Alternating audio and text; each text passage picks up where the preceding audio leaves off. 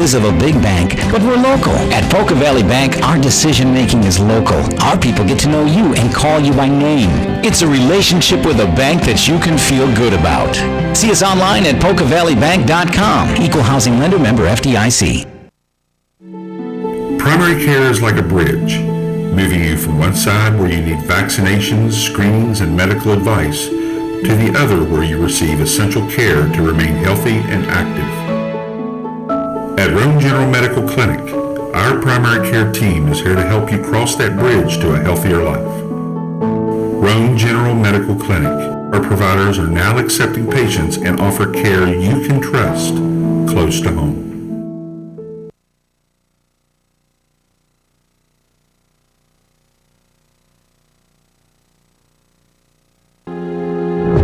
Good evening, ladies and gentlemen, and welcome to week number 5 of high school football across the great state of West Virginia. To say week 5 already is hardly fathomable, but just as in years past, those of us who follow high school football in the state are always amazed at the speed with which the seasons pace themselves. Each Friday night that approaches seems to come at an increasing rate, so it is vitally important for fans and for coaches and players alike to savor the excitement and intensity of each and every one. The ultimate goal of every program that competes under the bright lights is winning a state championship. That is why they compete.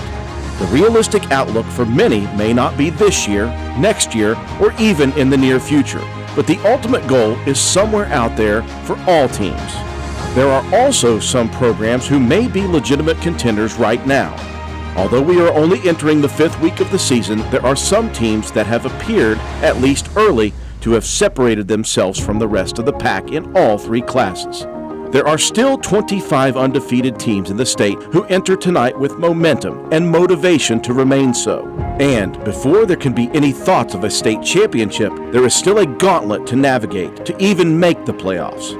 As we close in on 7:30 tonight, many questions remain about many of these teams. Who are the true contenders for a title, and who are the teams not quite yet to the level of the elite? For quite a number of years in its infancy, the Roane County Raider program played more the role of pretender than contender. An early move to Class AAA in the late 1990s certainly assisted in the Raiders' early program struggles. However, as the 2000s progressed, so did the Raiders' success. A few playoff berths helped build excitement. The following decade of the 2010s, Roane County took an even bigger step to success with multiple playoff appearances and the program's first ever playoff win. And now, in the very early years of yet another decade, the Raiders appear primed to move ever closer to that ultimate goal. The question they must answer each week is, are we legitimate contenders? Entering tonight, Roane County stands tall at 4-0 and ranked number 2 in Class AA. And just as last week, the coaches and players could care less. The message is the same. The motto holds: stay humble, stay hungry, and just work each week to be 1-0. This motto is increasingly important with each win because the target on the Raiders' back grows exponentially with each addition to their win column. Tonight will be no different. The Buffalo Bison would love nothing more than to finally be the program to take down the Raiders on homecoming night and spoil Roane County's excitement at finally returning home after 3 straight road wins. And the Bison are most definitely a capable group. Flashback to last season and another Raider team that was riding high into Buffalo week against the Single A Bison. What the Raiders got was a fierce battle with a very scrappy team. The Raiders survived that game, but not without a newfound respect for the fight of the Bison. Tonight, the Raiders expect no different. There will be no overlooking Buffalo. There can't be. And as that ultimate goal looms somewhere out in the ether, the simple goal tonight is the same as it has been each Friday before. Stay humble, stay hungry, and work as hard as possible to go 1-0. Roane County, say it with me, it's time to kick the tires and light the bonfires. It's time for Raider football. Live from beautiful County Stadium on the campus of Roane County High School, Raider football is once again on the air. From Reedy to Walton, Newton to Spencer, and all points in between, we welcome you to WVRC 104.7 FM's coverage of your Roane County Raiders. And good evening, ladies and gentlemen.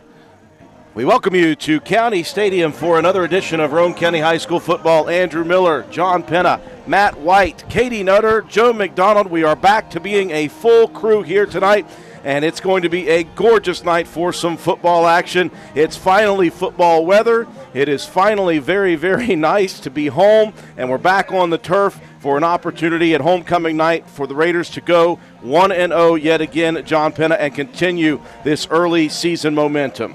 Yeah, you know this team has been looking forward to getting back home after 3 road games in a row, but Roane County took care of business on the road as they needed to and as they wanted to. But tonight, you come in against a Buffalo team that we played last year. A very physical game is what it ended up being, but Roane County came out on top 22-3 in that football game.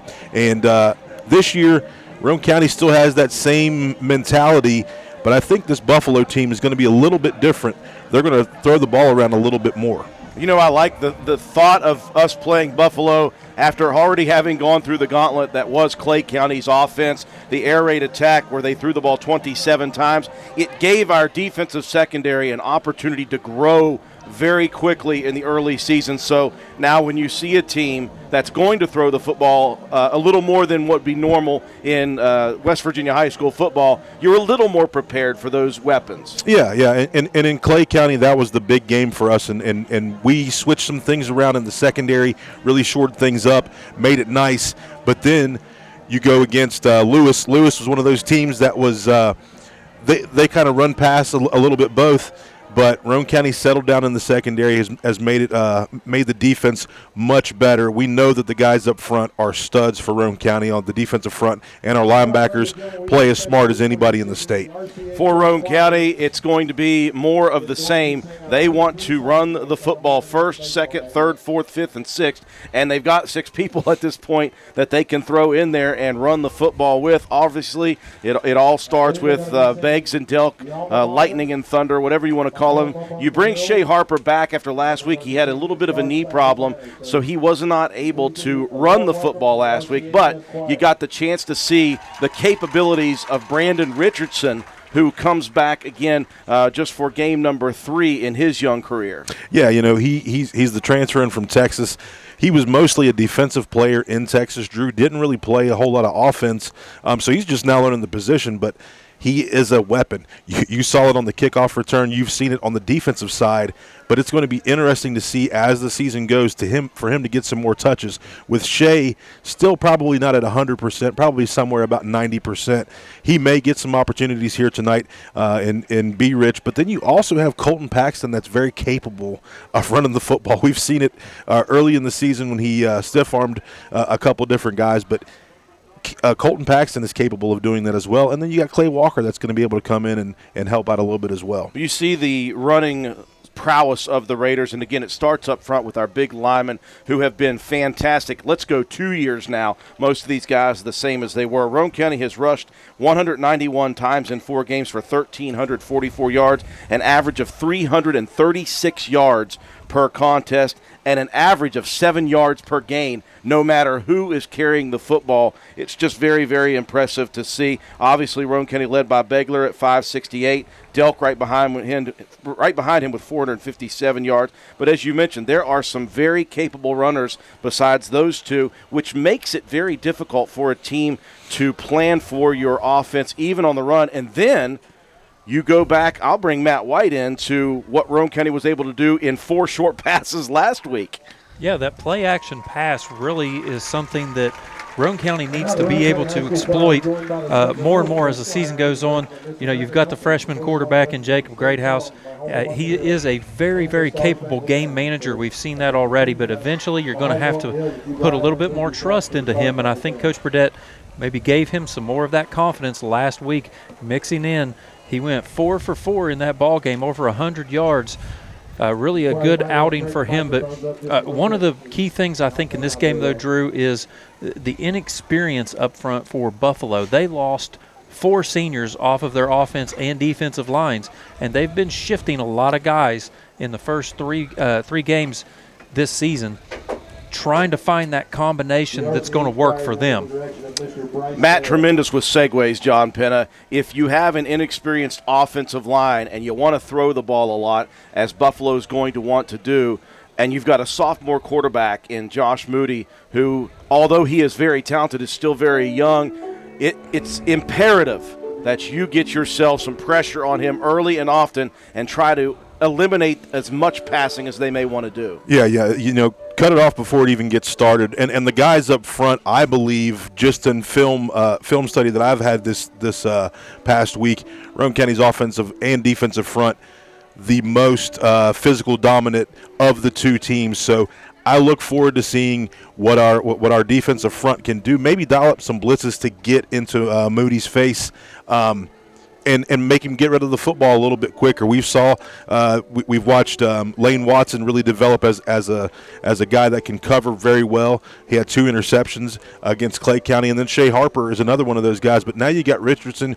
You've added him in there a little bit. You have Sawyer Hunt that's really starting to pick it up as a defensive back. So, all the things point to Roane County really being able to kind of control this game, as long as they don't get too hyped. The Raiders, 7 interceptions in 4 games, including 3 from Harper, a pair from Watson, and then Jacob Greathouse and Matthew Schaefer with that pick 6 at the beginning of the game. So the Raiders, although youth runs the day in the secondary, the Roane County Raiders have been gamers in the secondary. A lot of things that have to go right for Roane County here tonight. They've just got to stay humble, stay hungry, stay focused on trying to become 1-0 again this week. If they continue to do that on paper, they should be the team that comes out with a victory here on homecoming night. But again, that's why the two teams play the football game. We'll take a break for our sponsors here in pregame. When we come back, we have more pregame coverage, including the Coach's Corner interview with head coach Paul Burdett following these messages. My name is Sina McDonald. I am running for Roane County Clerk. I have 12 years management experience running a small business in Roane County, 11 years experience with information technology support for the Roane County Courthouse, and 6 years experience of on-site support with West Virginia counties for the voting machines and election tabulation software. I believe my experience in technology and elections make me the ideal candidate for Roane County Clerk. On November 8th, please vote for Sina McDonald for Roane County Clerk. Every vote matters. Paid for by the candidate. Visit Slate Auto and Transmission, located at 302 Slate Road, Spencer, for all of your car care needs. We offer a wide range of services, including transmission work, new tires and alignments with brands like Mastercraft, Cooper, and Goodyear, regular and modified state inspections, major and minor vehicle repairs. We also have ASE certified mechanics. We appreciate every one of our customers. Call us today at 304-927-2250 to schedule your next appointment. We are open Monday through Friday. Slate Auto and Transmission, quality repairs by people who care.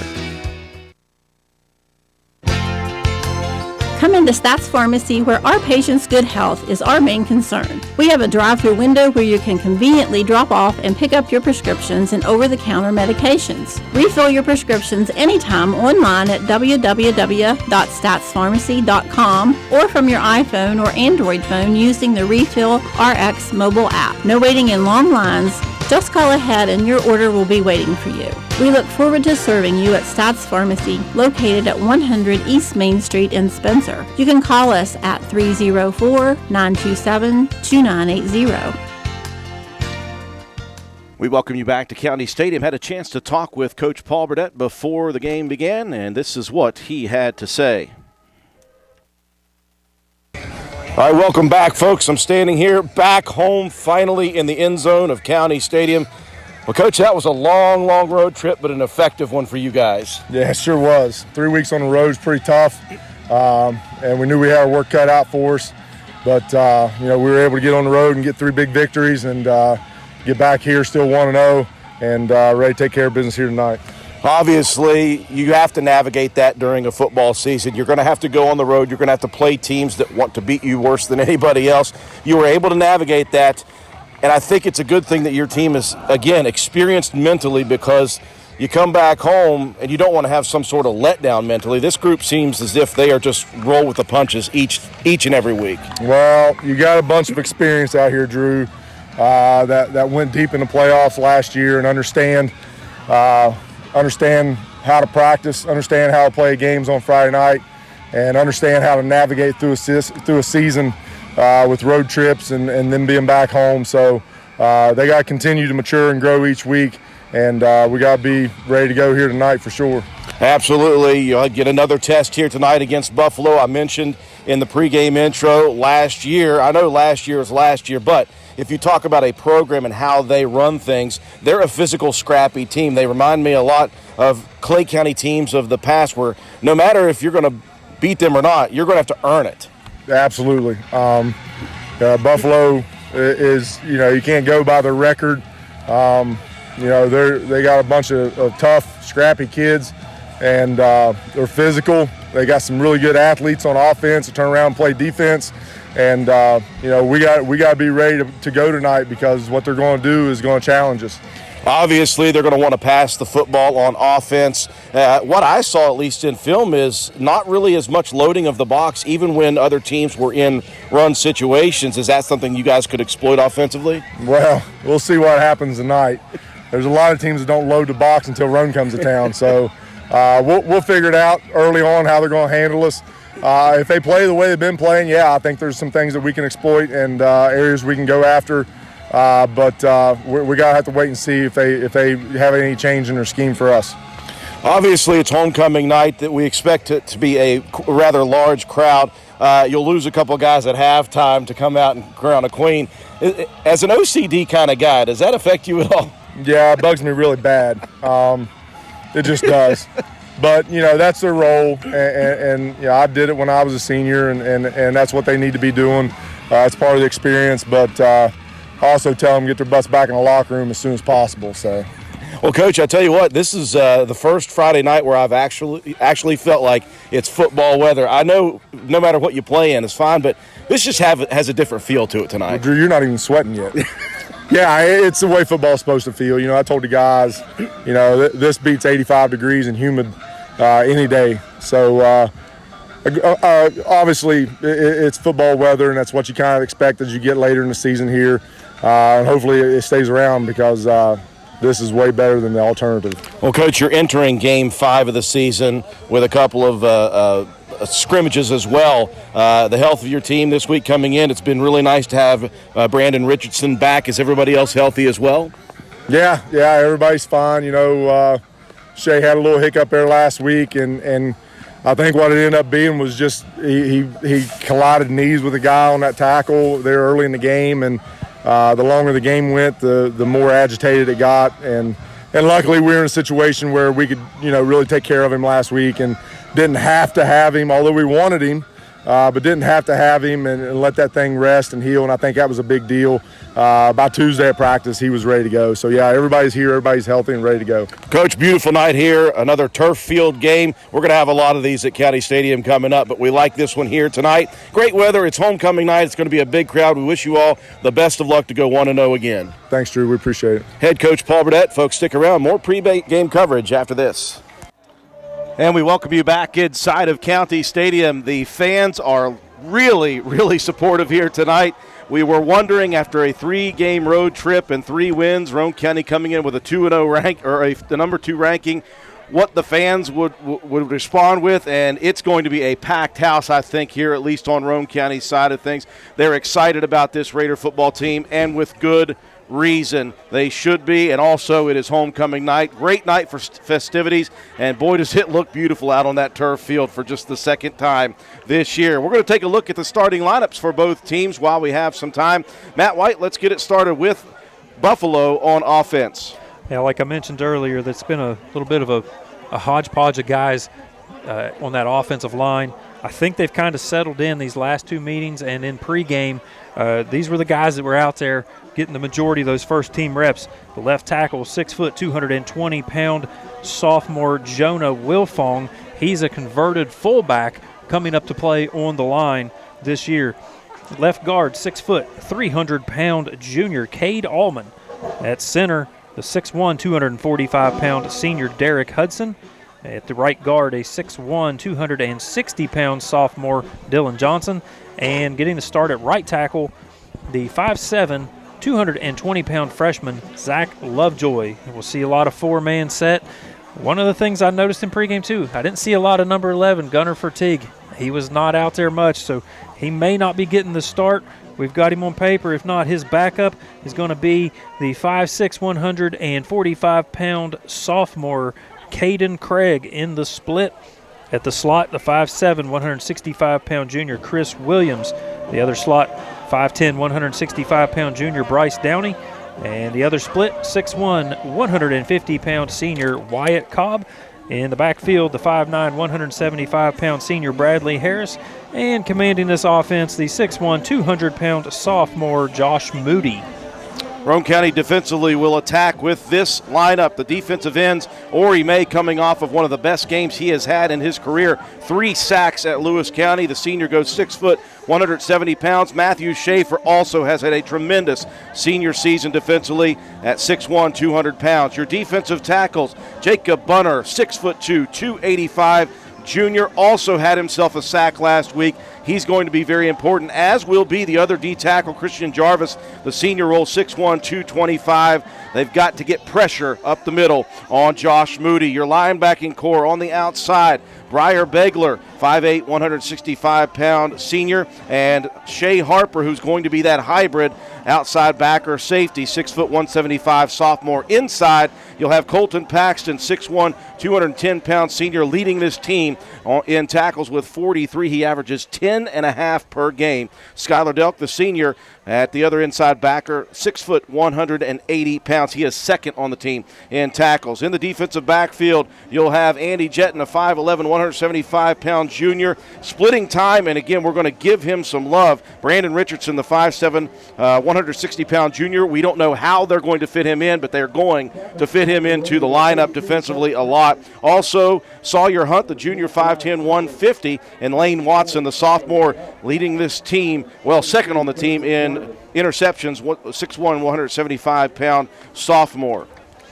Now, we talked about Buffalo. We heard Coach Burdett say he wasn't sure exactly what that defensive formation was going to look like when Roane County comes out heavy. They traditionally, base set for them is a 3-down lineman, 4 linebacker set. Across the front, the defensive end, 6'1", 260-pound sophomore Dylan Johnson. The other end, a 6 foot, 220-pound sophomore Jonah Wilfong. And the nose tackle, the big 6 foot, 300-pound junior Cade Allman. The 4 linebackers outside, 5'10", 165 junior Bryce Downey. And the other outside backer, normally Gunnar Fatigue. We'll see who comes in for him, but he's a 6 foot, 170-pound junior. 2 guys on the inside, 6 foot, 165-pound senior Evan Smalley, and the freshman 5'7", 220-pound linebacker Zach Lovejoy. In the secondary at the corners, 6'2", 165-pound junior Sam Thompson. The other corner, 5'7", 165-pound junior Chris Williams. The 2 safeties, the 5'9", 175 senior Bradley Harris, and the 6'1", 150-pound senior Wyatt Cobb.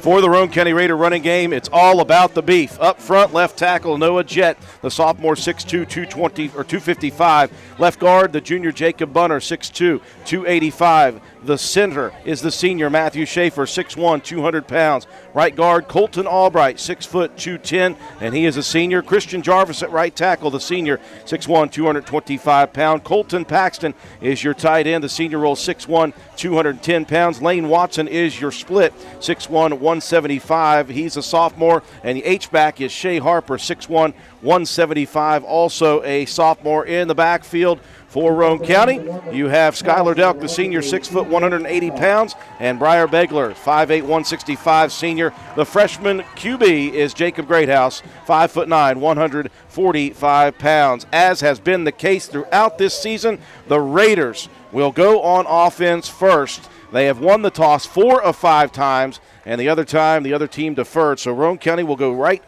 to work on offense here as we get set for homecoming night. Roane County takes the field on their side, maroon jerseys with white numbers and letters, white pants with the maroon piping down the side, maroon helmets with the white Raider R and the white stripe down the middle. For Buffalo, it's white jerseys with navy blue numbers trimmed out in yellow. They've got the yellow helmets, and they've got gray on the pants. A very big crowd for homecoming night for Roane County. Let's hope John Penna, that Roane County gives them something to cheer about early. Yeah, Roane County just going to come out here, has to come out here tonight and play their football game, be a physical team up front and own the line of scrimmage on both sides, offense and defense. And I think Roane County does have the advantage here tonight with that. But Buffalo, they do have a couple guys that are pretty shifty and speedy, and the sophomore quarterback can definitely throw the football down the field. It will be Gabe Moore, the 5'10 sophomore, kicking off from right to left across your radio dial. Roane County will send Brandon Richardson and Briar Begler back deep. Richardson with that big play on a kick return against Lewis County last week. And so they have moved that young man. This will be the first time we've seen his speed on turf. He and Begler dangerous back in the back line. They stand at their own 15.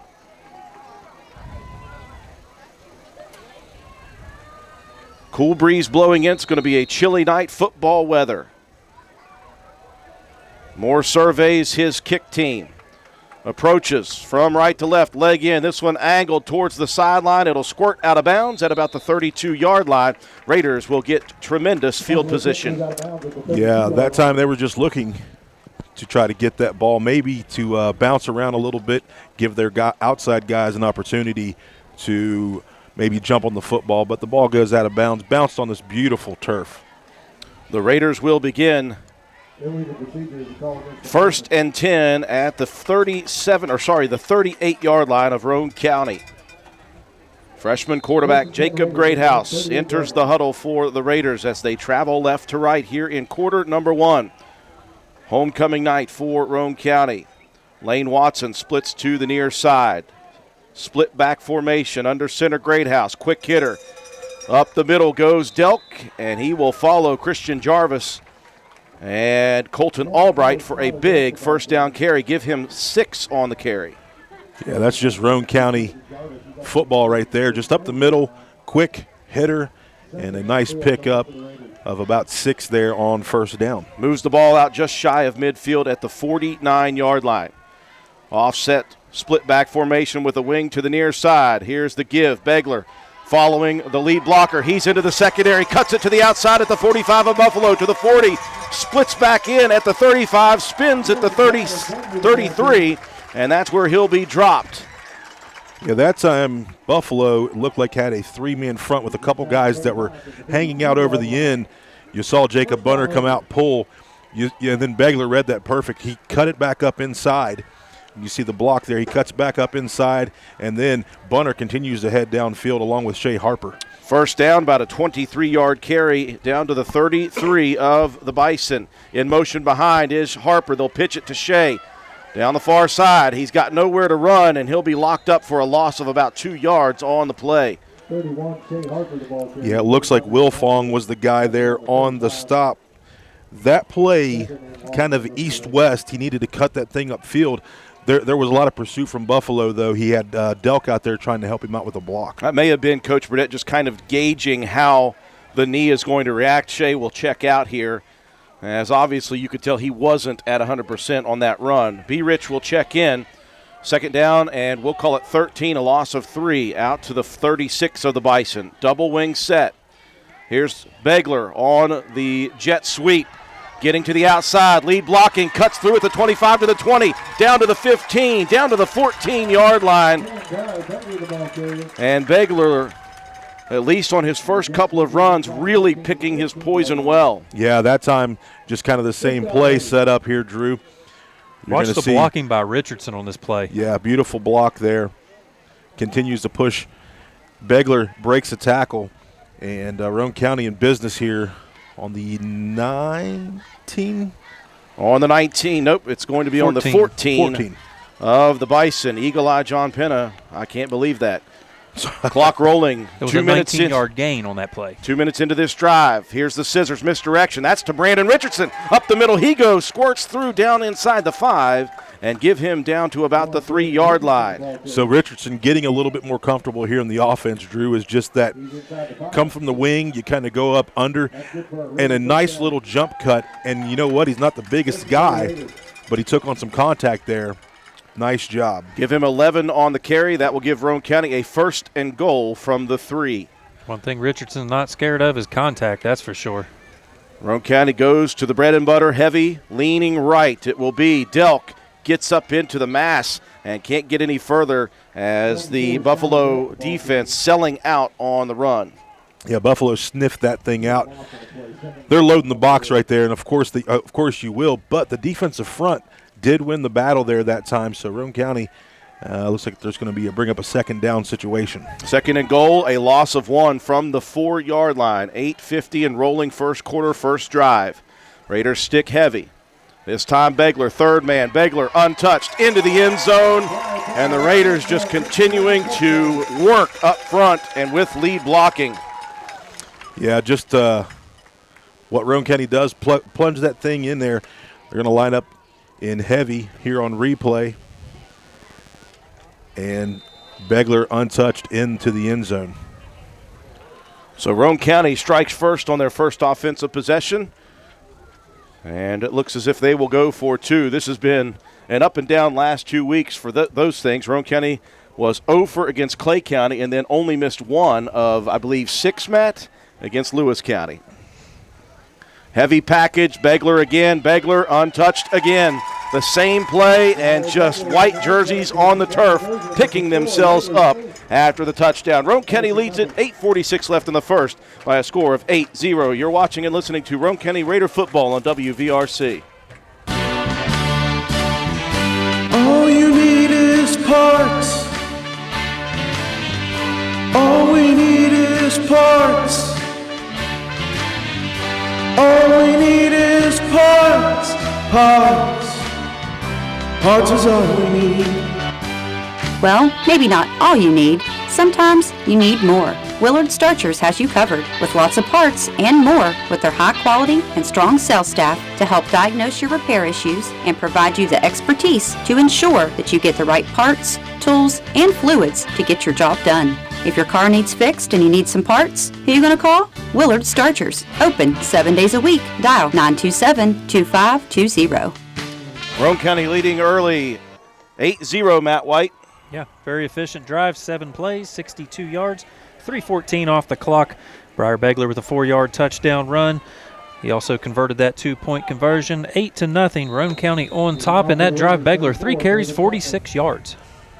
Wyatt Cobb, Bradley Harris back deep. Coben Cottrell approaches. This one squibbed off the side of his foot, and it's going to be dangerous, and it's going to be Roane County football. An accidental onside kick, and Johnny on the spot saw your hunt. Yeah, right here. You'll see it. And this has kind of been something that Cottrell's been it's been kind of coming off of his foot on the right side. The ball bounces right into 22's hand, and Sawyer Hunt right there, Roane County, with an opportunity to go down and put another score on the board. Great field position for the Raiders. Sometimes it's lucky to be, or it's good to be lucky, just as you are maybe good. And the Raiders have it 1st and 10 quickly for their second possession in the territory of the Bison at Buffalo's 43-yard line, near side left to right.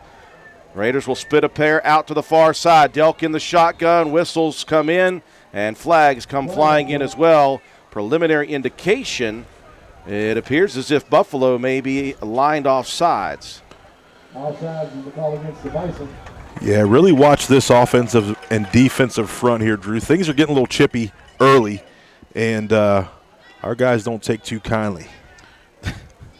Well, you see that some of the Buffalo linemen are shooting in for the legs early, trying to just take guys out at the shins. Roane County gets an advance 5 to begin this drive. 1st and 5 from the 38 of the Bison. Raiders traveling left to right. Spirich in the slot. Lane Watson split wide to the far side.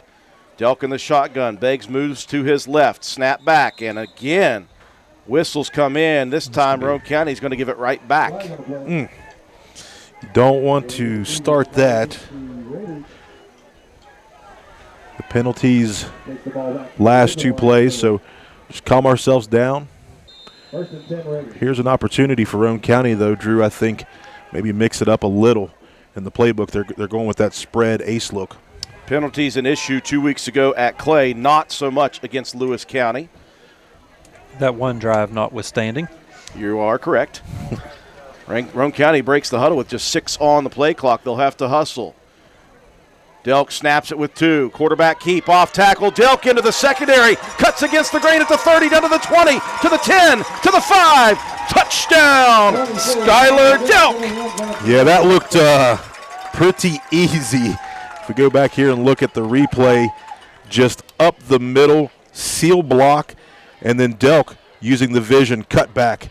And Shea Harper leading the way out front, but nobody between him and the end zone. Touchdown, Skylar Delk. So the Raiders advantageous after the fake effective onside kick from Coben Cottrell. And the Raiders will go for 2 yet again. 8:35 remaining in the first half. Receiver near side, split back formation. Greathouse will fake the give. He'll roll near side. He'll dump it over to the end zone to the corner. And what a catch by Harper. And then as he goes crashing to the turf, the ball is dislodged, and he is a little slow to get up. Nevertheless, Roane County makes good on the first turnover of the game. 14-0 with 8:35 left. Erie Insurance says here's to the grown-ups who move, mortgage, mow, and still bust a move. But does your home insurance still fit? Erie helps you protect the home you've grown into, all at fair prices that are often less than the other guys. So how do you find the right coverage? Magic. Nope. Local independent agents who get to know you like this. Your Erie agent in Spencer is the Ashley Insurance Agency. Get a quote at 304-927-2175. Erie Insurance.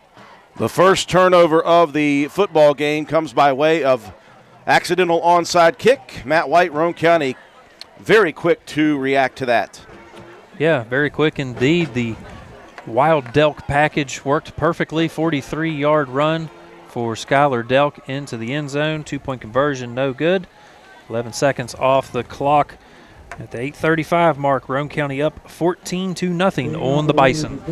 Cottrell set to do the kicking once again. Cobb and Harris back deep.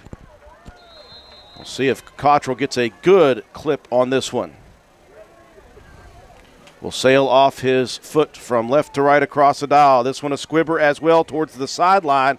And going over and touching it in bounds is an up man, I believe. That was Bryce Downey. And so that ball will stay where it went out of bounds at about the 38, 37 maybe, of the Bison. Had that little top spin on it. Slowed down a little bit. I thought it could stay in bounds. Sawyer Hunt came shooting in again, but Downey able to recover, and Buffalo with their first possession on offense. And our first opportunity to see the 6'1", 200-pound sophomore QB Josh Moody. Again, they like to throw the football. They've got 4 receivers out. Trips to the far side, single to the near side. Harris in the backfield to the right of the quarterback. Now a motion man. That's Cobb. They'll fake the give. Now they'll give it to Cobb as that was miscommunicated for a second, and that gave Roane County time, and that was Matthew Schaefer on the end gobbling up Harris. You know, Matthew Schaefer, just a natural defensive end, Drew, takes the steps that he needs to contain, fights that block off, and comes up underneath to make the tackle. That's a perfect play by a defensive end. Moody struggled to handle the snap in shotgun, led to the lack of timing. A loss of 1 on the play, give it 2nd and 11 at the 37 of the Bison. They move right to left, trips to the near side. Cobb to the near side in motion. They'll fake the give. They'll pitch it outside. Uh-oh, look at the room to run for Bradley Harris down the sideline, and no one will catch Harris. The Raiders completely fooled on the pitch. Yeah, I'm not sure. Go back and look at the replay, but a blown play, that's for sure. Some trickery and a huge touchdown for Buffalo here to start out on their first possession. Overloaded the near side, which was the wide side of the field. They brought Cobb in motion to the near side. They faked the jet sweep and just pitched it. And I imagine there was one guy or 2 guys on Roane County's defense that had the backside that forgot. So a quick strike score for the Bison to cut it down to a single possession. Shotgun for Moody. Harris in motion across. They'll dump it over into the corner, and Harris wide open. The Raiders Inauspicious beginning defensively, 7:46. It's now 14-8. Our house is a very, very, very fine house.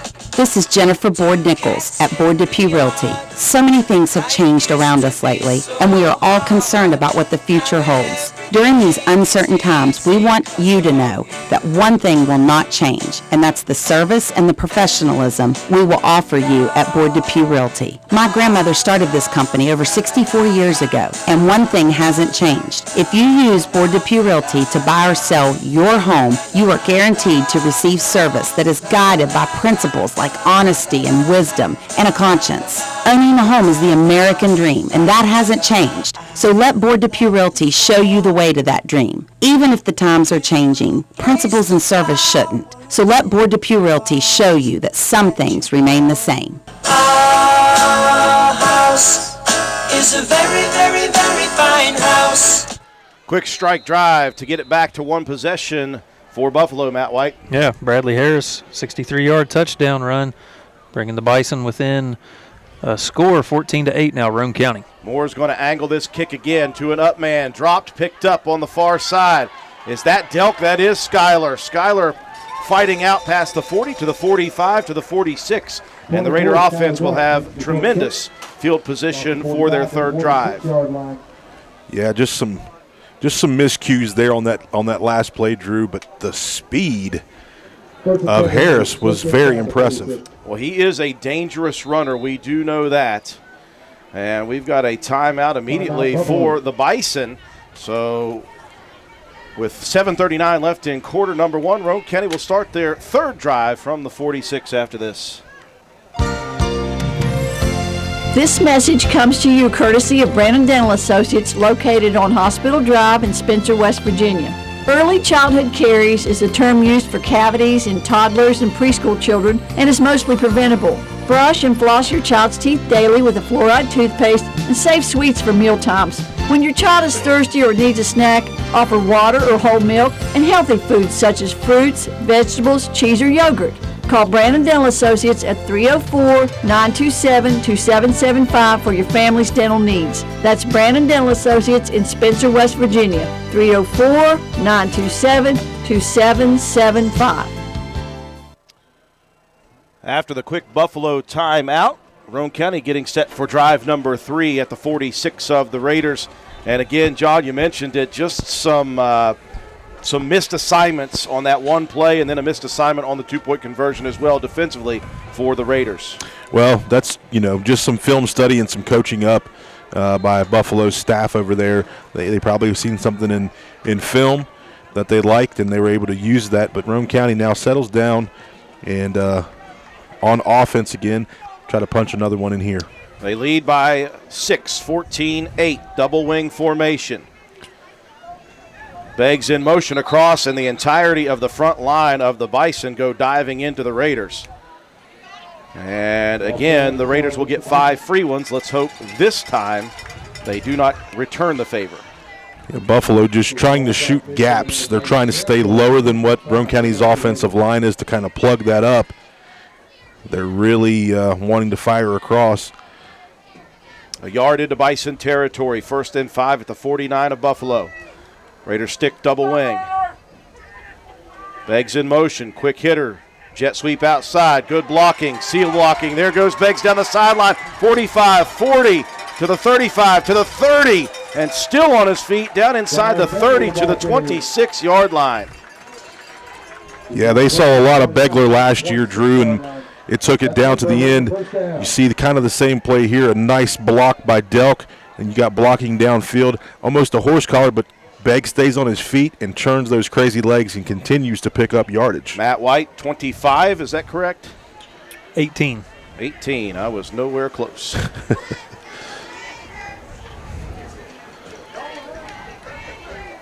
There was a lot of that, though, last year with Begler.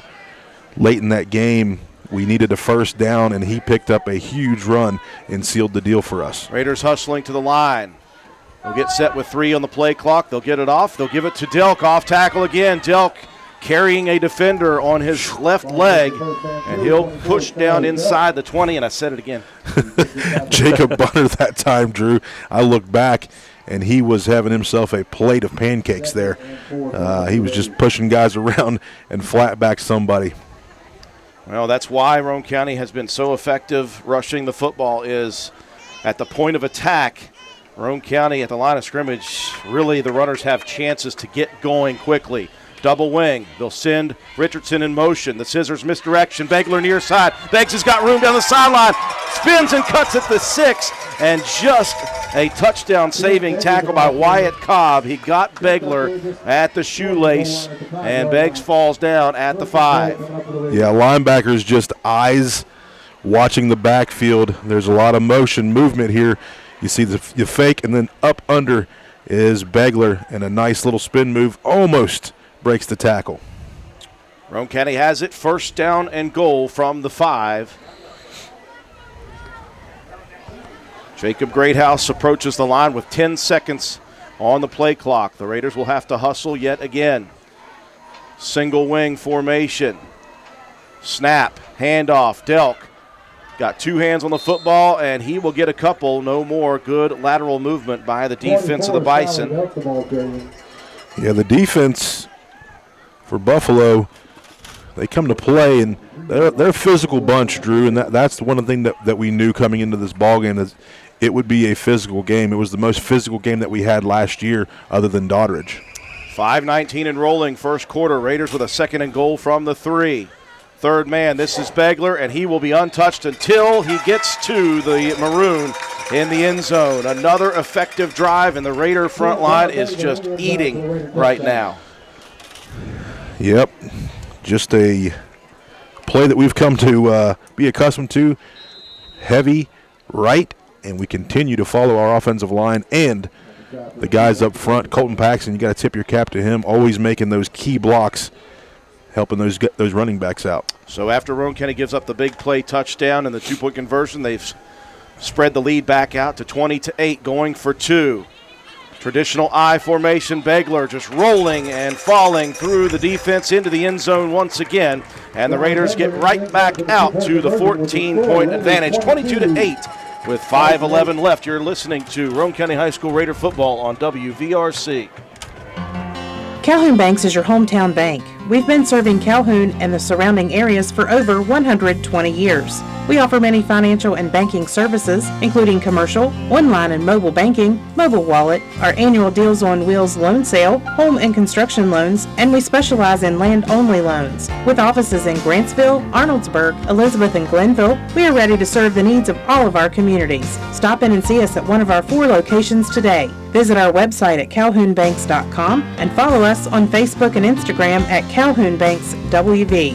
Lobby hours are Monday through Thursday, 8:30 a.m. to 3 p.m. Drive-through open 8:30 a.m. to 4:30 p.m. Friday lobby hours are 8:30 a.m. to 4:30 p.m. Drive-through open 8:30 a.m. to 5 p.m. And Saturdays, our drive-through is open 8:30 a.m. to noon. Equal Opportunity Lender, member FDIC. Roane County wasting no time getting it back out to a 2-possession lead, Matt White. Yeah, it was a 5-play drive, 49 yards, 2 minutes and 35 seconds off the clock. Begler with 3-yard touchdown run, 2-point conversion good, 22-8, Roane County on top. Coben Cottrell approaching from left to right, gets a leg in, a squibber up the middle. That's going to be taken by the dangerous Bradley Harris at the 20. Waits, holds up, and he is going to be gobbled up by a bunch of maroon jerseys at the 30-yard line. Give him 10 on the return, and Buffalo will begin drive number 2 at their own 30. Yeah, I believe Richardson was one of the first guys in there. Imagine that. He loves to play that gunner spot on the kickoff team. Well, he had a top 10 play in Metro News on his kick return, but he probably could have gotten one for the hit he laid to start the second half on the kick team. Right to left go the Bison here in drive number 2. 5 minutes, 4 seconds remaining in quarter number 1. 22-8. They'll spread it out. Empty backfield set. 3 to the left, 2 to the right. Moody by himself. Low snap, quick hitter. Moody, and that's some miscommunication between he and Wyatt Cobb. Cobb turned his head way later than Moody would have liked. Yeah, it looked like Cobb was kind of run that little hitch. Shea Harper there step for step with him. Cobb lost his footing just a little bit, but the pass was out very quick. Saw 2 running plays before the touchdown, and we see our first pass play for the Bison. They'll bring Harris into the backfield to flank Moody. Everyone else out. They're going to hand it off to Harris. This time Roane County has their eyes on the speedy senior. Yeah, nice job that time. Delk diagnosed that thing as soon as it came across. It was you could see the pulling action, and then you got a little bit of help from Christian Jarvis there as well. Short loss of 1 on the play, 3rd and 11. The yard to reach is the Buffalo 40.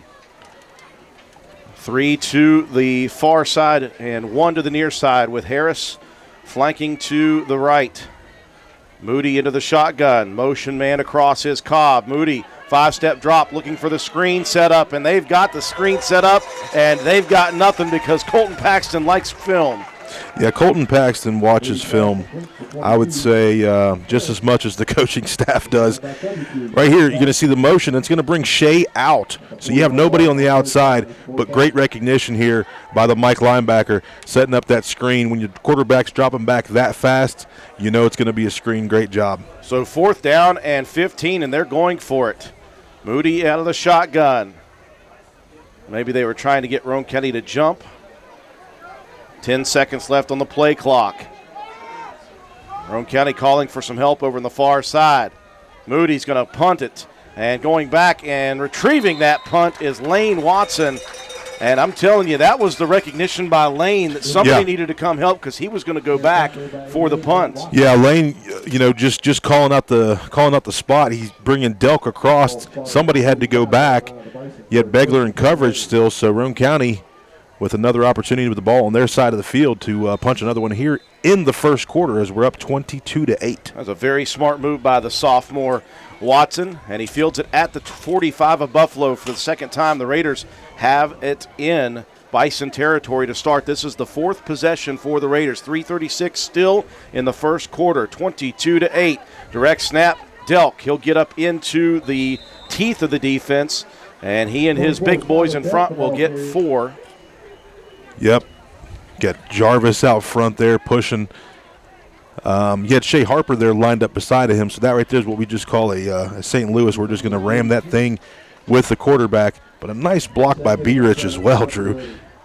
Officials call the knee down after a 3-yard carry. 2nd down and 7. The ball resting at the 40, the 42. I believe. Trips to the near side, 1 to the far side. Beggs in motion, far side. They'll fake the jet sweep. Off tackle. There's Harper into the secondary. Shea Harper, 1 man to beat to the 10, to the 5. The knee looks fine. Nice setup there.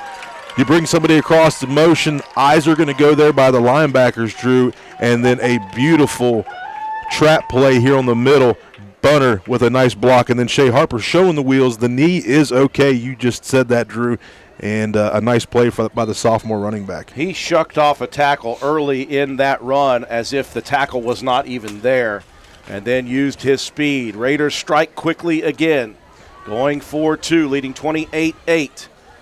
B-Rich in motion, near side, snap back, rolling near side is Delk. He'll dump it over to Brandon, and Richardson has the 2-point conversion. The Raiders lead it 30-8, and we are still in quarter number 1. Carpenter's General Store in Spencer has been saving you money and giving you the best selection in Roane County since 1996. We have an amazing selection of domestic, import, and craft beers, ciders, and wines at the absolute lowest prices anywhere. And if we don't have it, we'll get it for you. We have a sporting goods section with all the right fishing gear, locally crafted lures, and live bait. And we also carry a great selection of firearms and ammunition. And once again, if we don't have it, we'll get it for you with the lowest prices guaranteed. We're open Monday through Friday, 7 a.m. to 8 p.m., Saturday, 8 a.m. to 8 p.m., and Sunday, 9 a.m. to 7 p.m. So come see us at 746 Arnoldesburg Road in Spencer. It's a convenience store with a whole lot more. Matt White, the hand is working very quickly over to our left, over where you're standing. Yeah, very much so. 2-play drive, 45 yards, took 45 seconds off the clock. Shea Harper with a 42-yard touchdown run. Delk to B-Rich for the 2-point conversion. Roane County extends the lead out 30 38-8 over the Bison. We are still in quarter number 1 with 2:51 remaining. 192 yards on the ground for Roane County. Let's see what Coben Cottrell kicks this time. He's had a fake onside kick that worked, a squib kick, another squib kick up the middle, and he'll squibber again. This will go quickly to Harris at the 20. Harris looking near, but now moves to the far side. Now jitterbugging east and west, and that's just giving the Raider defense a chance to get after him. Yeah, you want to get upfield if you're returning the kick. Nice job there that time by Sawyer Hunt. He stayed in his lane, broke down, and made the first initial contact. Delk helps come and clean that thing up. Just 9 on the return for Bradley Harris. Drive number 3 for the Bison begins at their own 29-yard line. The defense was great in the second possession after giving up that quick 2-strike touchdown drive with Harris on the pitch. 30-8, Raiders leading in quarter number 1. 3 receivers bunched over to the sideline of Buffalo, 1 near side. Moody in the shotgun. Now Harris out of the backfield in motion to the trip side. Snap back. Moody looking near side. Slip screen. He's got his man. Cobb breaks a tackle at the 35. Down the sideline to the 45 and shoved out of bounds at the midfield stripe by Lane Epling.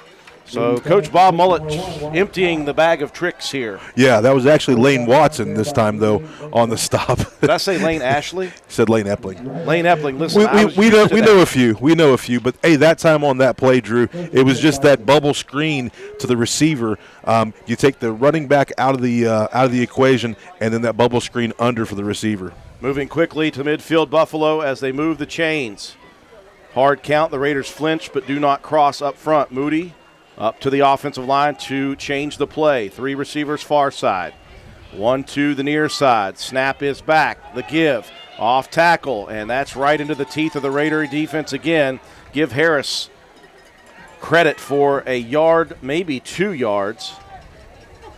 Into Roane County territory at the 48 it goes. Yeah, it's just that counter back. You got Bunner that stopped that thing in there.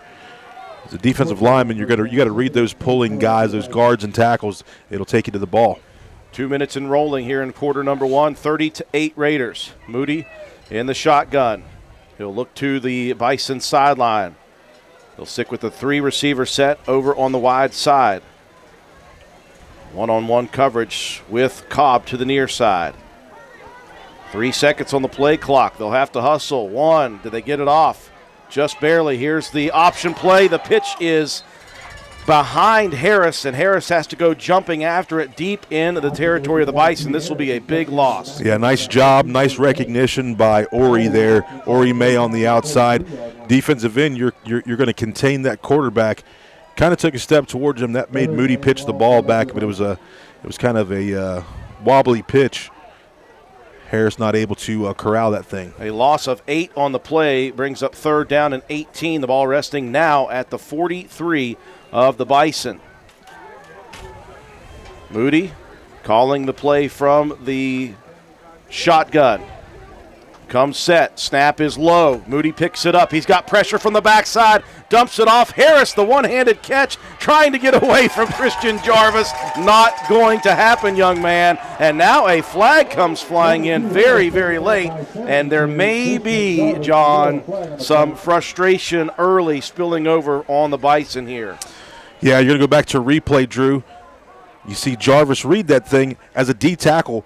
Great job of containing that, but like you said, there was a little push in the back, and that's where the flag's going to come flying from. So Roane County, keep your heads in a ball game like this that we're kind of out in front of big time.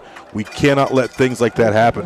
A tremendous catch, by the way, for Harris as you watch on our YouTube coverage, one-handed grab, but Christian Jarvis, a D tackle, recognized that and got out in space. He's got some very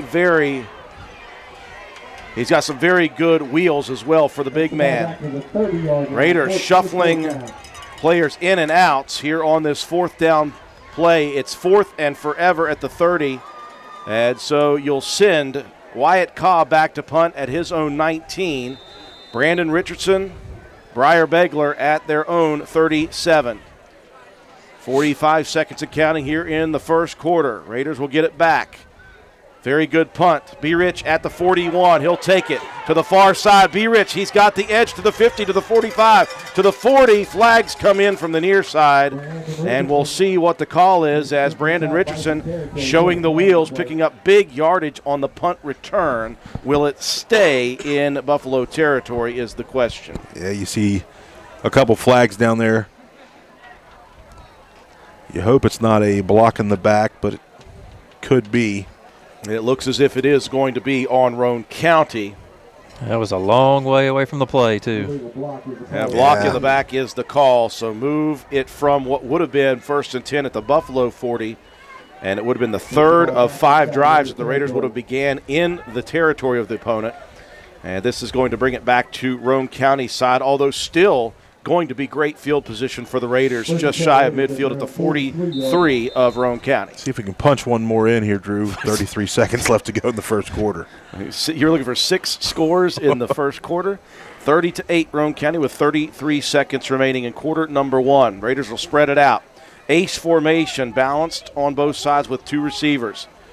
Delk out of the shotgun with Harper to his right.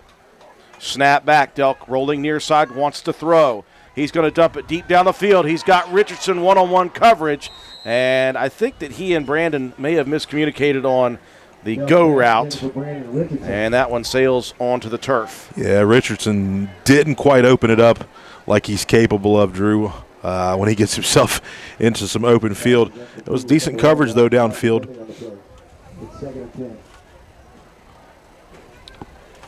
Looking to see, that was number 8, Bryce Downey, the junior, with some good coverage on the first down pass attempt. 2nd and 10 from the 43 of Roane County. They move left to right for the final 26 seconds of the first quarter, leading 30-8.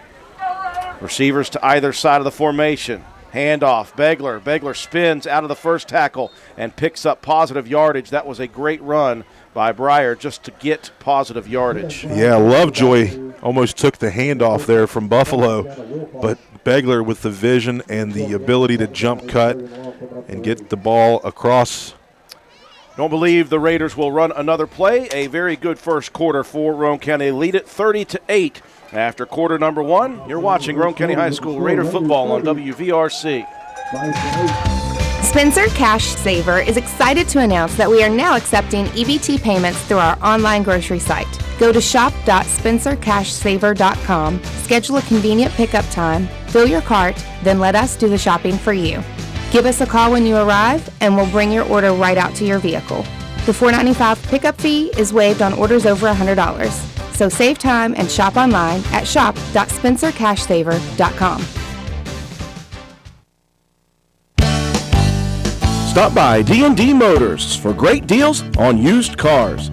We have an incredibly diverse and continuously growing inventory to choose from, with many makes and models at price points that anyone can afford. D&D Service Department also offers oil changes, tire rotations, and other maintenance on your new purchase. Call D&D for your next service appointment. D&D Motors, located at 276 East Main Street in Spencer. Stop in and see Dan or Donna for your super deal today. Open Monday through Friday, 9 a.m. to 6 p.m., Saturday, 8 a.m. to noon, and closed on Sunday. D&D Motors, call 304-519-2157. We welcome you back to County Stadium as a long first quarter has come to an end. It was a successful one for Roane County, 30-8 they lead.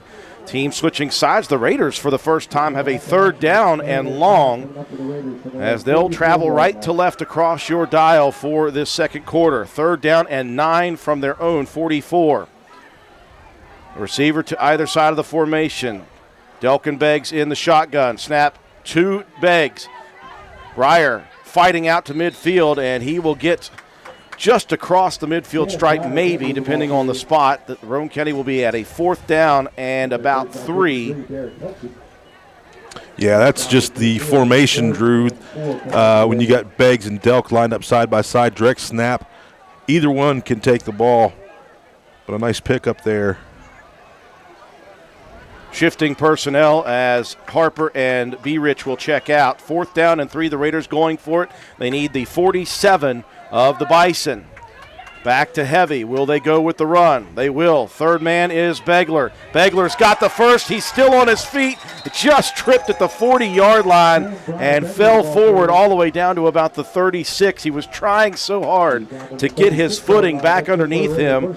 Nevertheless, a nice first down carry for Briar Begler. Yeah, Beggs just finds that seam, and Derek Hudson with his big mitt gets a hold of his leg, but Roane County moved those chains. Another first down and another opportunity for Roane County to put some points on the board. 11 minutes in rolling, start of the second quarter, 30-8, Roane County double wing formation. This time it's B. Rich to the near side. Brandon, get to the edge, young man. He's got it to 30, to the 25, to the 20. Cuts back at the 15, spins off a tackle at the 10, and fights down inside the 5-yard line to the 4 for Brandon Richardson. Now we're looking down, B. Rich with a nice spin move. Looks like he's going to be okay here. You can see the blocks out front, Delk, but then B. Rich cuts it back, spin move, hits the circle button on the PlayStation controller there, but he's going to hop up and stay in the game. Might just be tired after that run. Be a little rough. Got to get himself some wind. Again, coming off of that broken nose, he'll stay in the ball game. First and goal, Roane County from the 4. Right to left they travel. Single back formation. It's Delk off tackle. Delk jumps to the end zone and just squeaks the ball across of the white line for another touchdown, number 11 on the year for the senior Skylar Delk. Look back here at the replay. There's going to be a double wing set, just a fullback dive right up the middle, and Delk does the work, jumps across, gets the ball across the end zone, and a touchdown once again for the Raiders. Roane County going for 2.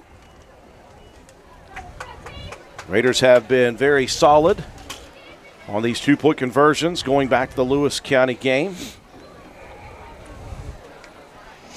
They'll go double wing once again. Single back is Delk. Brandon Richardson in motion. They'll fake the pitch.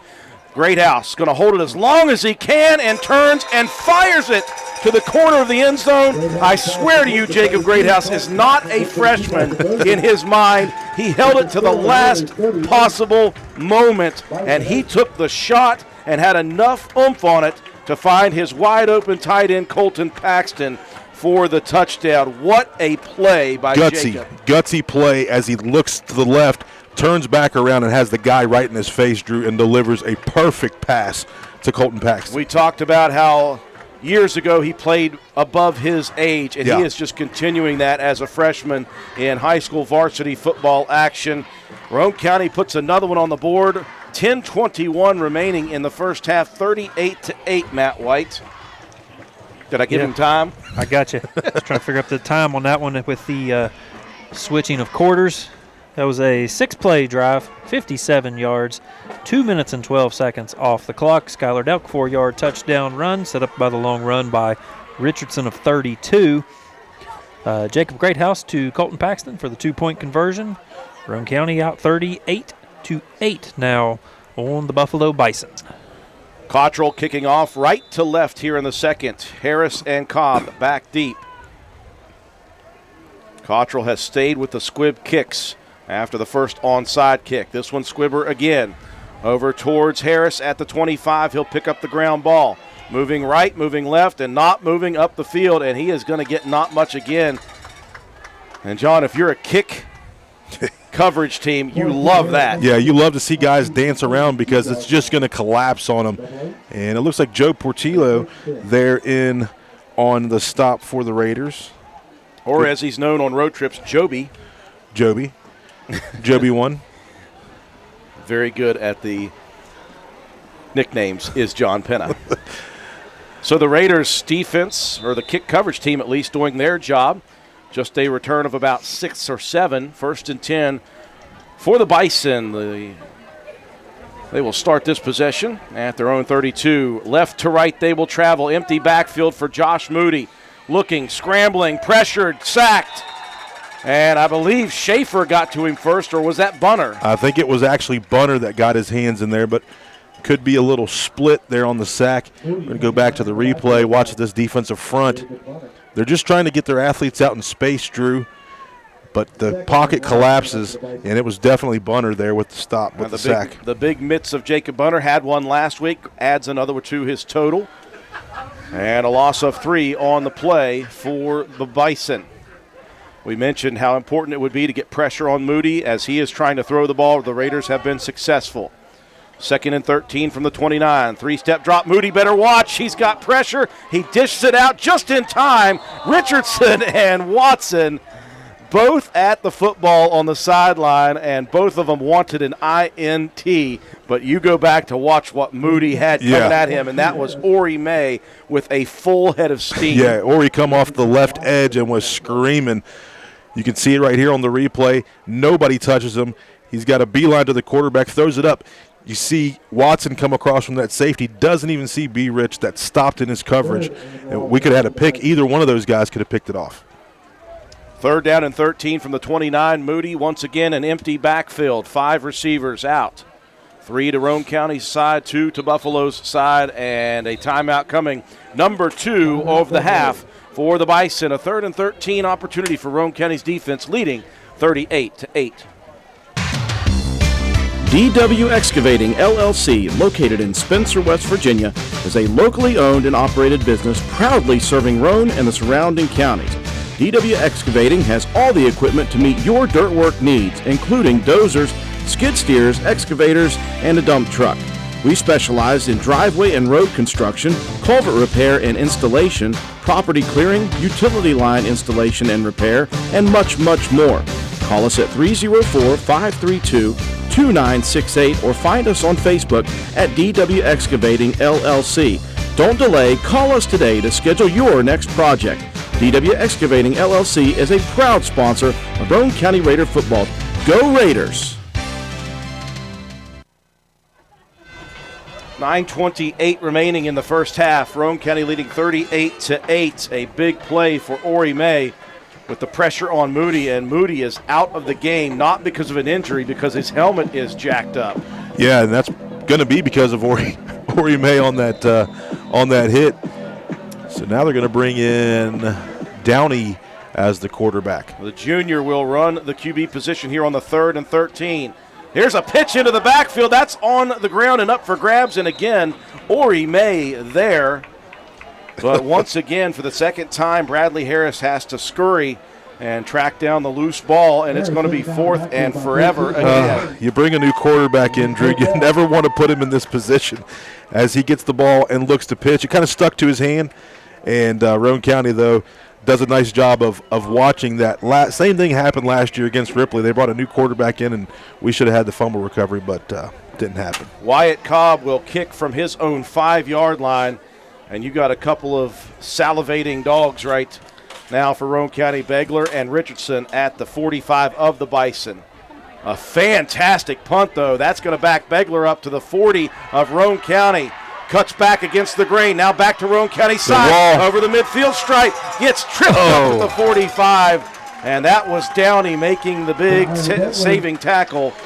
A great punt, though, for Cobb, as that was a high spiraling punt that sent Begler all the way back to his 40.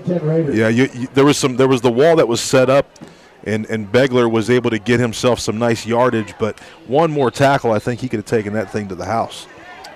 And the Bison are about to burn their 3rd and final timeout of the first half. 8:32 left in this one. Raiders football leading 38-8. Need homeowner coverage, replacement cost on your home, or your contents? Homeowner policies are written at many different levels of coverage. Let us help you. Diane Williams Insurance at 217 Church Street has been providing folks with their needs for over 60 years. Give us a call or stop by Church Street next to the courthouse. Diane Williams Insurance. Call 304-927-5656. Home, auto, farm, mobile home, commercial buildings, motorcycles, campers. We can do it all. Call us at Diane Williams, 304-927-5656, or email us at dianewilliams@suddenlinkmail.com. Open Monday through Friday, 8:30 to 4:30. We welcome you back to homecoming night here at Roane County High School's County Stadium. Raider football, 8:32 left in the first half, leading 38 44-8. And the Raiders will start for the third time in the first half in the territory of the Bison at Buffalo's 42. Right to left travel Roane County here in the second quarter. The ball marked on the near side hash. Split back personnel, Delk and Begler.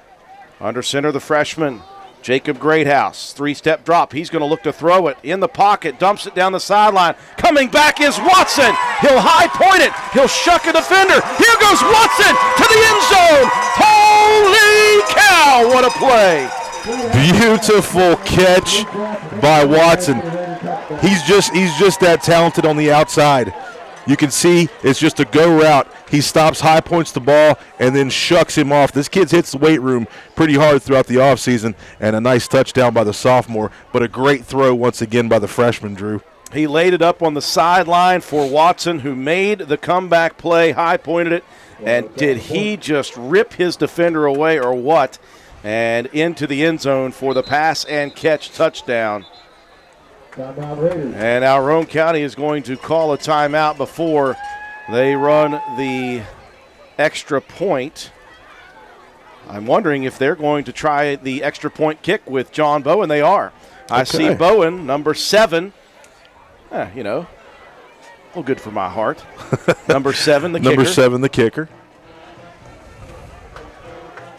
So it's going to be John Bowen for Roane County. Bowen, a senior, is one of the members of the soccer team, and he came on here in the preseason to try to do some kicking for the Raiders, field goal kicking. So an opportunity for that young man to get himself on the scoreboard. He's Raiders. a lefty kicker as well. Yes, yeah, he is a lefty. Roane County just doing it all here in the first half, Drew. 44-8 with 8:20 left to go. I'm getting some text messages saying, is this score right? What's going on here? Yeah, that's right. Jacob Greathouse will be holding, and Bowen will get set for this extra point opportunity. Be lying if I said I wasn't rooting hard. The snap, though, is high. Bowen's going to run with it. Come on, Bowen. man, get there. I was looking for whatever I could get, man. The snap was a little bit high, and Bowen never had an opportunity to get the leg into it. Yeah, not a whole lot of practice throughout, Drew, throughout the early part of this season to get that in, but a nice opportunity for them. Ball just didn't bounce our way. Who knows? Maybe that young man will have another opportunity here tonight. The way the Roane County offense is firing on all cylinders, 44-8. Still 8:20 left in the first half of play. Matt White, did you have time again? Well, I mean, when it's a quick strike, one-play drive, it's pretty easy to write it down. Jacob Greathouse to Lane Watson, a fantastic catch and run after the catch from Watson for 42 yards. They took 12 seconds off the clock, extending this lead 44-8 with, like you said, 8:20 left here in the first half. It will be Coben Cottrell doing the kicking for Roane County. Right to left it will go. Once again, Harris and Cobb back deep. The Raiders pouring it on in the first half of play here, 44-8. Cottrell very methodically approaching the football. Another squibber, and they'll let it go to the back line. That's Harris again. He has trouble with it, and he's got pressure. Gets away from Richardson. Over to the sideline he goes. Flags come in down the field, and Harris will be chased out at the 30, and another flag. I think every official threw a flag. Yeah, we're looking down on the field. Joe Portillo, I'm not sure if he twisted an ankle or stepped on somebody's foot, but he's down. And then the flags came in. I don't think it was any kind of contact.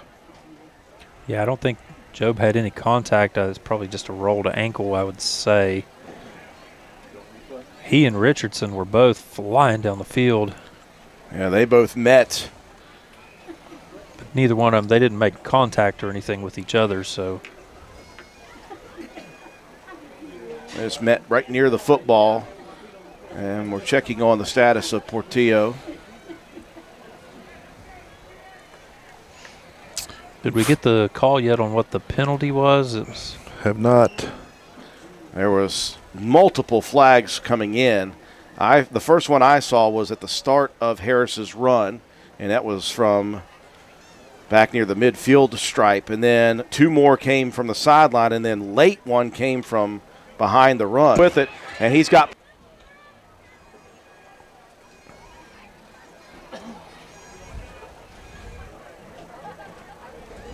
we're waiting to see.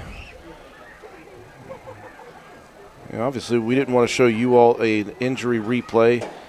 Looking at Portillo, hopefully he's okay. It looks like he is okay, just walking off the field a little gingerly.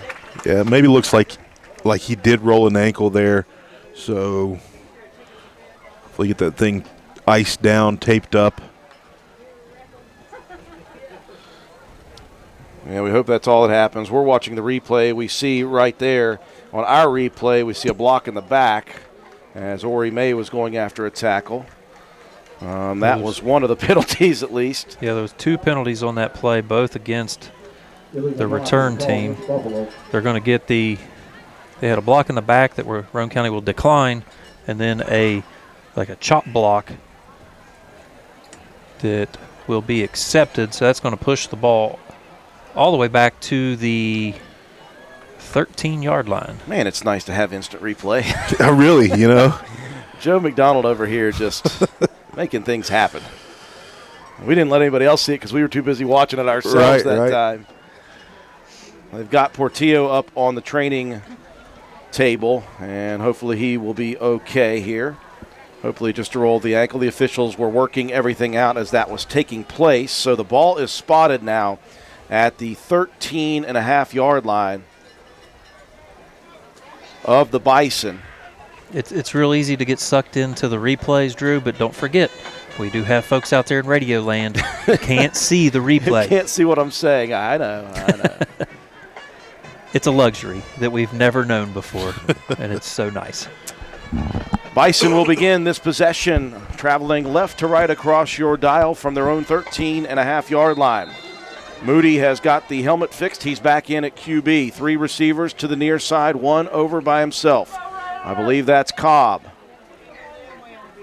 Yep, Cobb coming in motion near side. Jet sweep, Cobb. Here's the double reverse. And there's a lot of open room to run for Downey to the sideline. Look at the closing speed, though, of Colton Paxton. Even in a big play, Paxton able to shut it down before it got out of control. Yeah, he diagnosed that thing. As you can see, he comes across. You're going to bring the corner completely out. They're going to try to run back that way. That's what the big run touchdown was that they had earlier.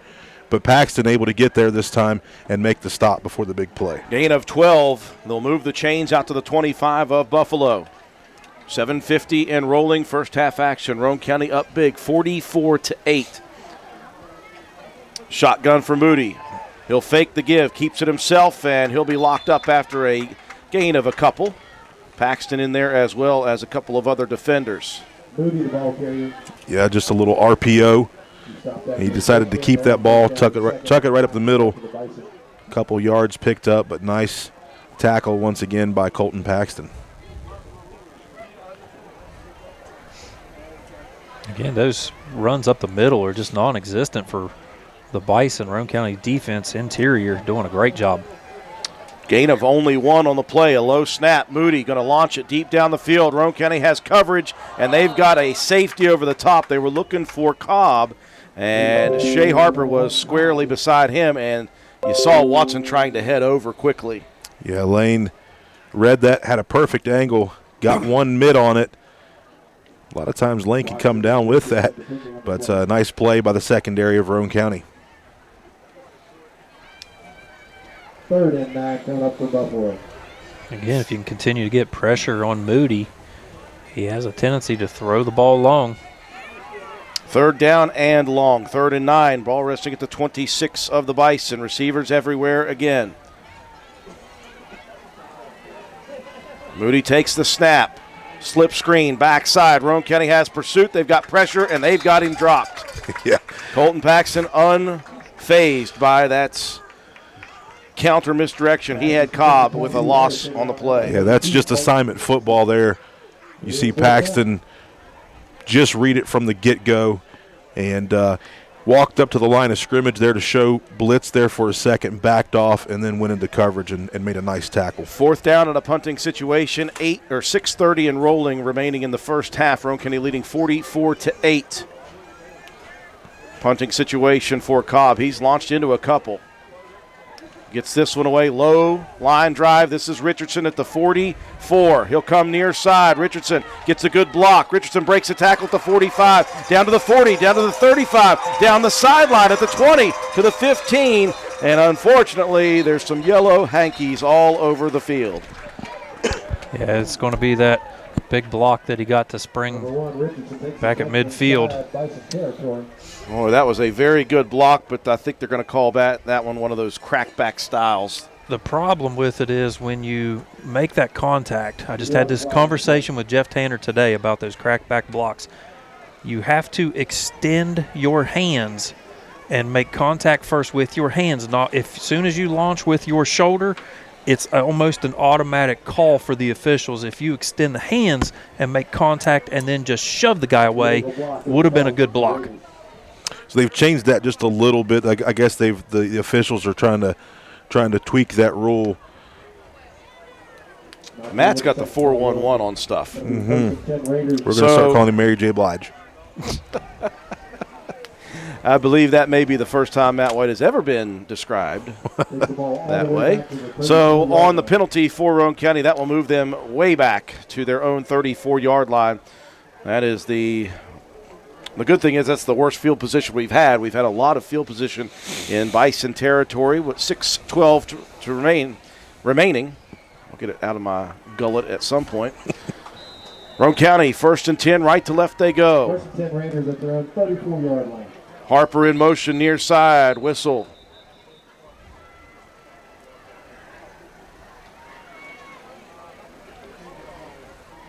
I do not see flags. There's a flag back. There might be 12 guys on the field. Correct. So the Raiders moving quickly, and the Bison had too many Bison on the field. There was a herd.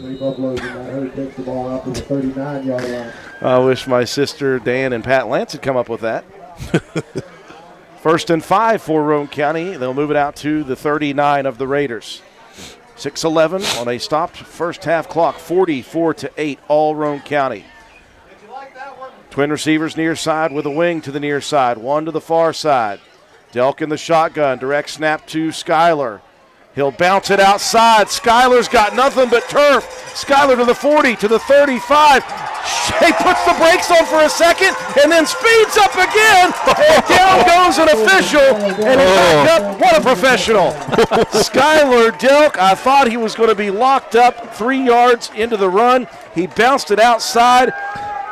He put the brakes on a la Tavon Austin style at the 35 right and ran right by his defender and into the end zone.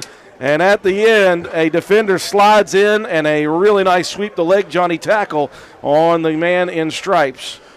Oh, what a run by that horse, Schuyler Delk. What a carry, yes. R.I.P. to the ref, whoever that was on our YouTube feed. They'll try Bowen again. Let's see if he's got an opportunity. It's a clean kick. It's up. Is it going to stay in? It is! John Bowen gets himself an extra point. It was a good, clean snap. It was a great hold by Greathouse, and Bowen rips it through high and deep into the end zone. The Raiders, another quick strike drive. Boy, that had some steam on it for Bowen. That would have been good from 35. And what a play. What a carry by Schuyler Delk. Yeah, we've been fortunate enough, Drew, to watch some really good running backs that has come through Roane County. You look at Dylan Cottrell, you think of Nathan Reynolds, you think of Luke Scott, and then Tyler and Cody May. But these guys in the backfield here for Roane County, just a 1-2 punch, 3-punch, 4-punch. You got Richardson in there and Shea Harper as well. Just some special athletes. But you know what? They put the time in, they put the work in, and they deserve what they get. I'll bet we've got some scoregami here. I don't know that Roane County's ever led 51-8, Matt White. Well, possibly not, but what a time for it to be, especially with still just 6 minutes left in the half. Roane County, Skylar Delka, awesome run, 61 yards. John Bowen with the extra point kick.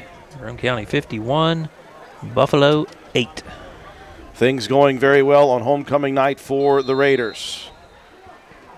Harris and Cobb back deep yet again. Roane County 7 for 7 on their scoring drives. And this one ripped. That's going to go over the head of Harris and into the end zone. And another touchback for Coben Cottrell. That has been something very nice for the Raiders when he came in and started booting the football. Yeah, he's got a weapon there. And once he gets, a little bit more comfortable, him being a first-year football guy, that could be very, very helpful as he grows, next year and the year after. Roane County with 310 yards on the ground so far in this first half. Delk, 8 carries, 124, 3 scores. Begler, 9 carries, 103, and 2 scores. And that one took absolutely no time whatsoever. 5:58 still remaining in this first half, with Roane County leading big, and it'll be 1st and 10 from the 20 for the Bison, traveling left to right across your dial. Moody going to hand it off far side. Stringing it out is the defense, and they are locking Harris up in the backfield for a big, big loss. Ori May, Colton Paxton there. Yeah. Ori May really set the edge, made Moody have to cut back, or Harris have to cut back inside, and that's where Colton Paxton met him. Great play by both defenders, defensive end and Mike linebacker. Loss of 6 on the play, 2nd and 16 for the Bison. Roane County leading large, 51-8 with 5:20 and rolling in the first half. Balanced formation, twin receivers both sides. Moody going to look to throw, far side, launches it deep down the field. He's got his man, and there is a great catch by Cobb, who just got separation. Harper was right there, and Shea mistimed his leap by a half of a second, and that allowed the ball to come down. Yeah, that's just one of those unfortunate plays, but a nice tackle, though. Lane Watson saving the touchdown there. And you can see Moody's arm. He can throw the football down the field, and but Roane County's coverage pretty decent there. Just, those things happen sometimes. That show of arm strength is what led us pregame to talk about needing to get pressure on the sophomore quarterback Josh Moody, because he does have a big arm, and he showed the accuracy with that launch. 1st and 10 in Raider territory at the 43-yard line. They'll bring Downey in motion to the near side. Moody going to look to launch over the middle. In and out of the hands of the defender, or out of the hands of his target. And that target, was that number 7? Josh? No, not 7. 2. Thank you. Chris Williams. Yeah, just come on the inside post route. Saw your Hunt step for step with him. Ball pops up. Thought maybe Lane Watson have a chance to pick that thing off. Yeah, that ball bounced high off of the hands of Williams. And you got to imagine if Watson's able to get a hold of that one, there was a lot of space on this side. Yeah, a ton of green. Clock stops at 4:31 in the second quarter, 51-8, 2nd and 10. Moody, another low snap, picks it up, fires it outside, and a bang-bang play as it looked as if Cobb was late out of his break on the route. So to bring up 3rd down and 10. Ball resting at the Roane County 43. See some new faces in there on defense. Eli Howard playing some up front D tackle. Got Colton Albright out there as well. Coben Cottrell's been in for a bit and replacing Matthew Schaefer. 3rd and 10. Moody out of the shotgun. Snap back. Moody drops it. It's on the ground. Moody picks it up and dumps it to his receiver. A heads-up play by the sophomore. The Raider defense just absolutely swarming. Level after level, Drew. That time Shea Harper stayed with his guy, and as soon as Moody dumped that thing off, he was right there for the nice tackle. A great wrap-up tackle. 4th down and 11 with the clock rolling, nearing 4 minutes, 51-8 Roane County. And that's 4 minutes left in the first half, not the game. Yes, this one has gone long. It's almost 9 o'clock. It will be way past 9 when we start the second half. 4th and 11.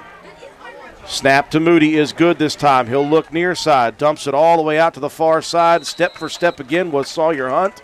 And Williams diving after it, could not make the grab. The Raiders earn the possession on the turnover on downs. Yeah, that is a tough throw to make across the field.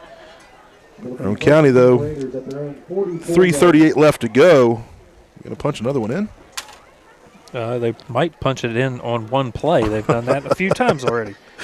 Yeah, the Raiders are quite well known for methodical 5, 6, 7-minute drives. We've had 3 one-play strike scores. Showing that they can do it the other way as well. 1st and 10, Roane County at their own 44.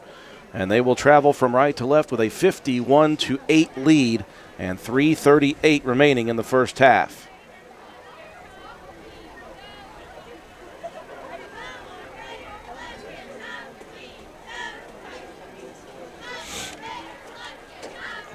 We're in a holding pattern for something. Yeah, not real sure. The play clock is not moving. The officials are standing around. There we go. And we're ready to go now. It looks like we've got a double wing formation. Greathouse under center. Quick hitter to B. Rich to the near side. Brandon looking to pick his hole. He'll get to the 50 and just past the 50. A nice gain of 9 for Brandon Richardson on the wing sweep. Yeah, Lovejoy there for the tackle. This guy's got 5 tackles here in the first half for Buffalo. Says he's just a freshman, I believe. Yeah. So a gain of 9 for Brandon Richardson. Into the Bison territory goes Roane County with 3:05 and counting in the first half, 51-8. Roane County, they'll stick double wing. Delk the lone back, snap, handoff. I think someone for Roane County was moving. And the Raiders will be flagged for the false start. Yeah, you're just trying to get that quick hitter, and I believe it was one of the guys up front on the O-line that just maybe moved just a little bit, a la West Virginia's offensive line. Ouch. Sorry. After a big win, John's still throwing shade. I know. Still mad over that 4th and inches. So 2nd down, and we'll call it 6. The ball resting at the Roane County 48 now. Trust the climb. Balanced attack. Ace formation, twins to both sides. Handoff. This is Shea Harper. And he just ducked underneath the first level and then put a shoulder down and bowled his way back to the 48 of the Bison. Be a 3rd down and 2 now. Yeah, that's one thing that Shea has worked on is using his body. When he was younger, he could just outrun a lot of guys. We always kept telling him, put your shoulder down. Well, he's doing it now. Raiders will bunch 3 receivers to the shallow side of the field. That's the Roane County side. 1 to the far side. Delk in the shotgun with Harper. 1:55 and counting. Roane County with a 3rd down and 2. Snap back. It'll be Delk himself, and he's right at the yard to reach. He'll get it. And a couple more inside the 45 to the 44. That will stop the clock temporarily with 1:45 left in the half. 51-8. Roane County striking fast in this first half. Early and often.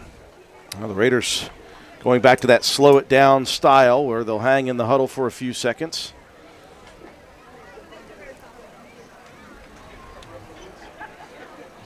They'll break the huddle at 1:20 remaining in the first half. Receiver to both sides of the formation. They've got double tight ends as well. The snap. Delk's going to keep it himself. To the outside he goes, and a great open field tackle by Downey keeps Delk from getting loose again. Yeah, I'm not sure Roane County is really looking for the big play.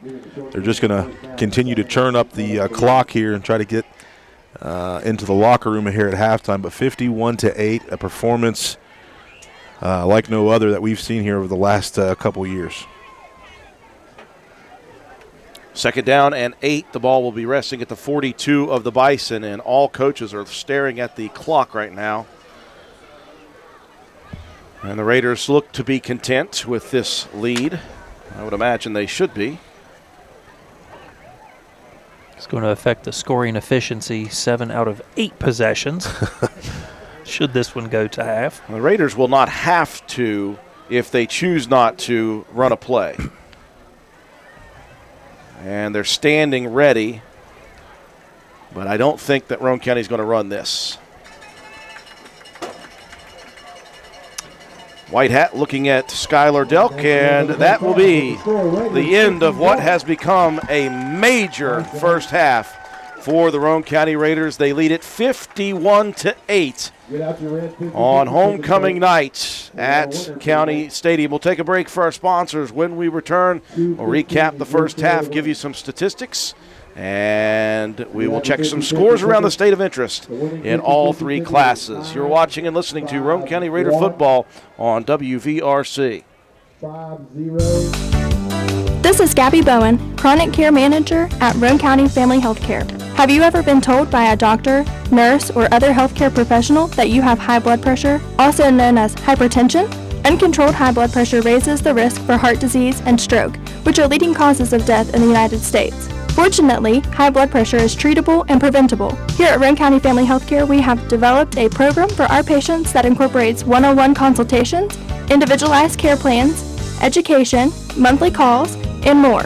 By participating in our services, you also receive your own free blood pressure monitor. Yes, a free monitor, so that you can closely monitor your progress. So are you ready to take the step towards healthier goals?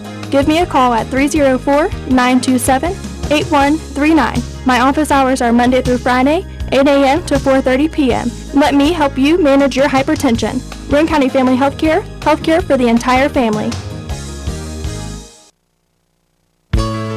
Visit the Garden Fresh Market in downtown Spencer. We stock fresh produce arriving daily. Let us create meat and cheese trays or veggie and fruit trays for your next event. Our kitchen is open daily, eat in or carry out, Monday through Saturday, serving breakfast, lunch, and dinner with daily specials available. We also sell fresh flower arrangements at Taylor's Floral. The Garden Fresh Market. Give us a call at 304-927-5109 or stop in and see us at 229 Ripley Road in downtown Spencer. And let's go Raiders!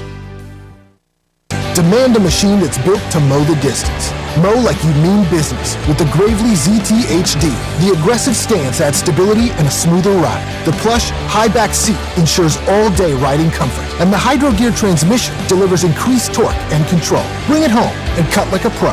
Find a Gravely ZT HD to help you get the job done right. Gravely, built to mow the distance.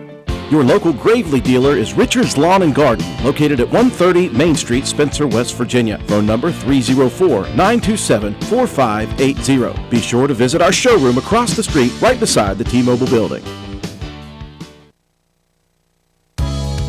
Did you know Hardman's is now stocking Trex decking? That's right. You don't have to worry with staining your deck anymore with Trex decking. We have 3 colors in stock to choose from, so you can buy it today and install it tomorrow. Ask about special financing options and enjoy your new deck all summer long. Looking to beat the heat and upgrade the inside of your home this summer? Call Rachel in Ripley or Tracy in Spencer about new carpet, hardwood, tile, or luxury vinyl flooring. Many of these options are in stock and ready for you to take home today. Maybe you want to give your walls their best look? Come in and pick out your new favorite color or have us color match to the one you just can't live without. Our Best Look Paint and Primer in One is your only choice for superior quality at an affordable price. Hardman's, our family serving yours since 1907. Is your grass already growing so fast it looks like a hayfield? Then you need to go see the professionals at Hildreth Supply. Hildreth Supply has all the Husqvarna equipment you need to tame that out-of-control yard. How about the Husqvarna riding lawnmower, model number YTH 18542, priced at $2218.75. Husqvarna trimmer, model number 329L for $249.99, or model number 130L for $265.94, and many more. Visit us on the web at hildrethsupply.com, check out our Facebook page at Hildreth Oilfield Supply, or stop by and see us at the store located on Route 33 in Spencer. Hildreth Supply, a hometown store with hometown ownership and proud supporter of all Roane County athletes. Shall we take an inventory of what's happening or just move on? This is Lisa Simmons from Honest Fred's Flooring, and we decided early on that the more you look backwards, the harder it is to move forward. So as for Advice 101, Honest Fred style, put one foot in front of the other, and if it's not on Honest Fred's Flooring, why bother? Stop in and see us at 373 East Main Street in Spencer, or check us out on the web. HonestFreds.com. The new Fords keep it coming at Jack Garrett Ford. Drive away a new Ford Explorer, Escape, or F-150 at an affordable price. And of course, Jack Garrett's selection of used beauties, like an 18 Ford Escape SE, an 18 Ford Edge SE, a 19 Ford Escape, your choice, $23,900. And many more while they last, accepting orders for new Fords too. See you today at Jack Garrett Ford, Ripley Road, Spencer. Hey, are you serious? I like a good laugh. I bet you do too. Which is why I say, if all those insurance companies want to spend $1 gazillion on funny TV ads, go right ahead, as long as it's not my money that's paying for it. Here's how you get seriously good auto, home, business, or life insurance. Go to Erie Insurance. With Erie, a great price is just the start. You get unbelievable service, independent agents you can really trust, and superior products like Erie Rate Lock. You hear that? Rate Lock. The name says it all. For car insurance, it can't be beat. But hey, don't just take it from me. See for yourself why more than 90% of Erie customers stay with them year after year after year. Seriously. Your Erie Insurance agent in Spencer is the Kirby Insurance Agency. Get a quote at 927-2544. That's 927-2544. Or visit kirbyinsurance.com. Vote Matt White for Roane County Clerk. I'm a lifelong resident of Roane County and a 2001 graduate of Roane County High School. I've spent the last 18 years working in service of the public at Roane General Hospital and the last 10 years helping to cover youth sports here on WVRC. I've had the privilege of watching my father for the last 24 years, and I understand firsthand the amount of time and dedication it takes to be a successful county clerk. It's about the people knowing that when they walk through the door, they will be treated fairly and with respect, no matter the situation. The county clerk should always be the face of the office and not just a name on the door. If elected, I promise to continue with the same standards of hard work and service to the people of Roane County and the surrounding communities that you've all come to know and expect. Thank you for your support in the upcoming election. Vote Matt White for Roane County Clerk. Paid for by the candidate. We welcome you back to County Stadium at the half. It is Roane County all over Buffalo. 51-8 is your halftime score. The Raiders got things going as they have this year. They took the opening possession after winning the coin toss, and they marched down the field just over 3 minutes and put the first score on the board. And it was 8-0 at that point. The Raiders on defense able to earn a 3-and-out quickly. They got tremendous field positioning on a punt by the quarterback, Moody, and the Raiders quick hit it into the end zone. Quickly led 14-0 as they missed the 2-point conversion on the second opportunity. And then it was the Bison who got on the board after it was a bit of missed assignment football, I believe, for Roane County's defense, because after that they missed nothing. It was a pitch to the outside from quarterback Josh Moody to his running back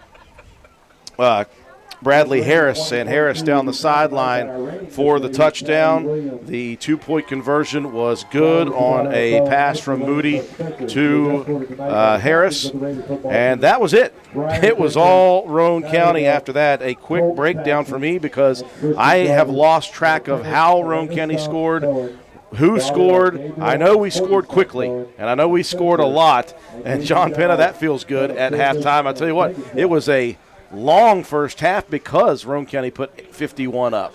Yeah, watching film earlier this week, Drew, I kind of had a feeling, you can't really say that too much, but I had that feeling that our offensive line was just going to take care of business, and they absolutely did there in the first half, just opening up holes. But not only that, our running backs run so hard. They break arm tackles. They run through tackles.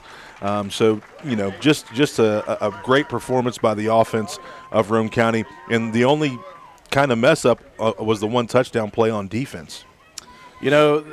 You mentioned it, John. You said you want to be confident. You're supposed to be confident coming into a game with a team that on paper has a new offensive line, new defensive line, and we know the strength of this Raider team offensively is the front line. We know the strength of the defense is our front line getting pressure and stopping up holes. But you have to play the football game, and Roane County, after that one small hiccup, John, it was really interesting for me to see the body language of the guys coming off the field after that play. And it was really just they came over to their coordinator, Matt Peary, and he was clapping them up, and they were talking about who missed what real quick, and it was just, okay, back to business. And they got really, really down to business after that. Yeah, and that's what this group of young men do. They get it. They're football-minded kids. They really care about each other, and that's a beautiful thing to have in a team.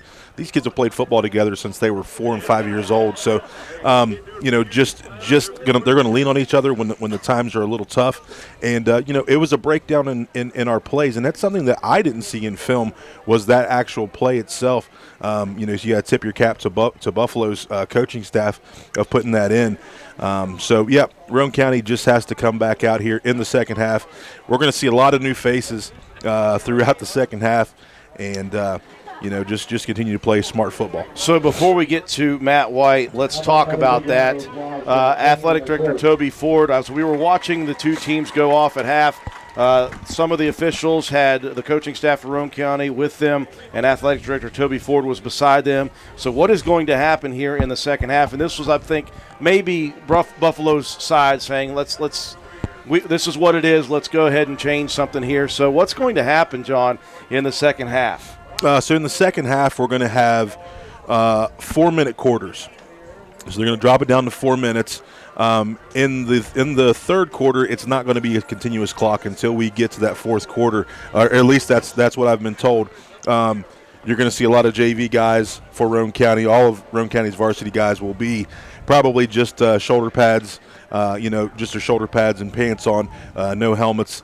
So it's going to give our JV guys an opportunity to get some varsity reps here on homecoming night, but it's also going to shorten this game big time because of the big lead that Roane County has. Yeah, class act. I think the writing on the wall, and so you don't want to hurt anybody else. Get yourselves in and out. Give your JV some time on the field, and we'll get out of here hopefully without any major issues. 51-8 at the half. Matt White, I've got ice for the carpal tunnel that's coming. Yeah, I'm going to need a nice salt bath just for my wrist after that first half. But you mentioned those couple of big plays. The run by Harris was 63 yards. The pass from Moody to Cobb was 43. So that's 106 yards of total offense in the half on 2 plays. The total yardage in the half was 105.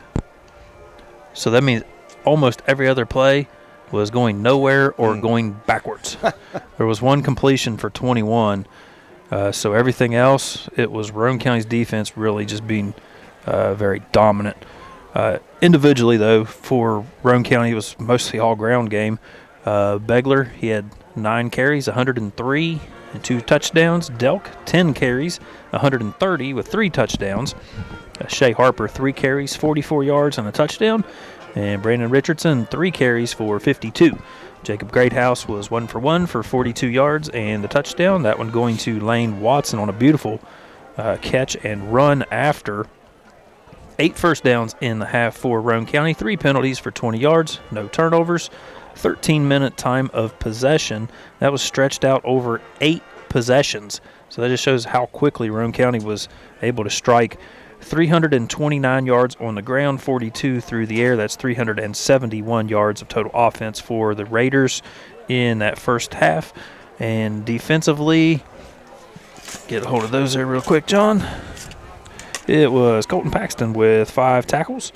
He had Sawyer Hunt with a tackle and a fumble recovery. Jacob Bunner with a tackle for a sack. Ori May with a couple of tackles and a ton of pressure on Moody in that half.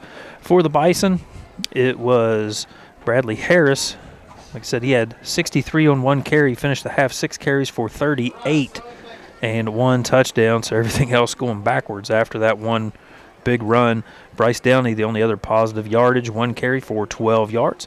Josh Moody was 6 for 12 in the half passing for 58 yards. 4 of those going to Cobb for 59, and Harris with 2 catches for a loss of 1. 3 first downs in the half for the Bison, 4 penalties for 30 yards. The 1 turnover on the onside kick. 11-minute time of possession for the Bison, 47 yards on the ground, 58 through the air, 105 yards total offense for Buffalo, who defensively were led the way by Zach Lovejoy with 5 tackles and Wyatt Cobb with 5 tackles, Dylan Johnson with 3 tackles.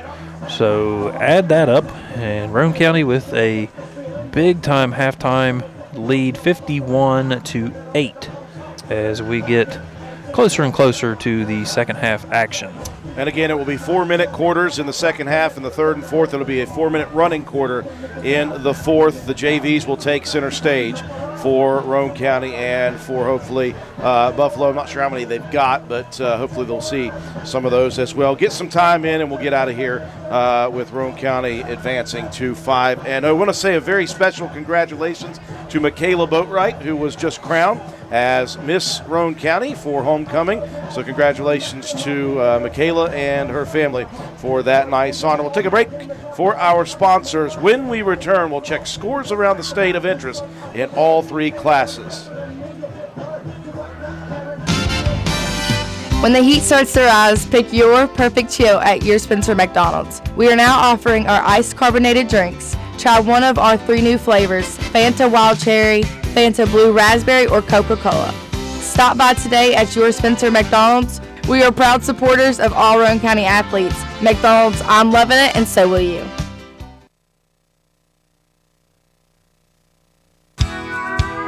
McIntosh Hardware, Furniture, and Appliances has been servicing Spencer and the surrounding area for over 50 years. McIntosh carries the finest selection of products to bring you the best value for your purchases. We are a full-line furniture, appliance, bedding, and hardware retailer. We proudly supply Amana, Frigidaire, Vaughn, Brown, Lazy Boy, Whirlpool, Brown, and Maytag products. Shop local and support local businesses who support local athletes. We offer what the big stores won't: sales, service, delivery, installation, and removal. Call 304-927-2700. Visit us on the web at macintosh.goretailer.com. Check out our Facebook page at McIntosh Hardware, Furniture, and Appliances, or stop by and see us at 204 Market Street in downtown Spencer. You've changed thousands of diapers, cut off hundreds of crusts, played hours of peekaboo and duck duck goose, because you'd do anything for your kids. That's why it's so important to protect them with life insurance from State Farm. State Farm agent Norman L. Daniels will help make it easy and affordable to help you protect your family, no matter what the future holds. Because for the people you do anything for, life insurance could mean everything. Call State Farm agent Norman L. Daniels in Spencer at 304-927-5680 today. Like a good neighbor, State Farm is there.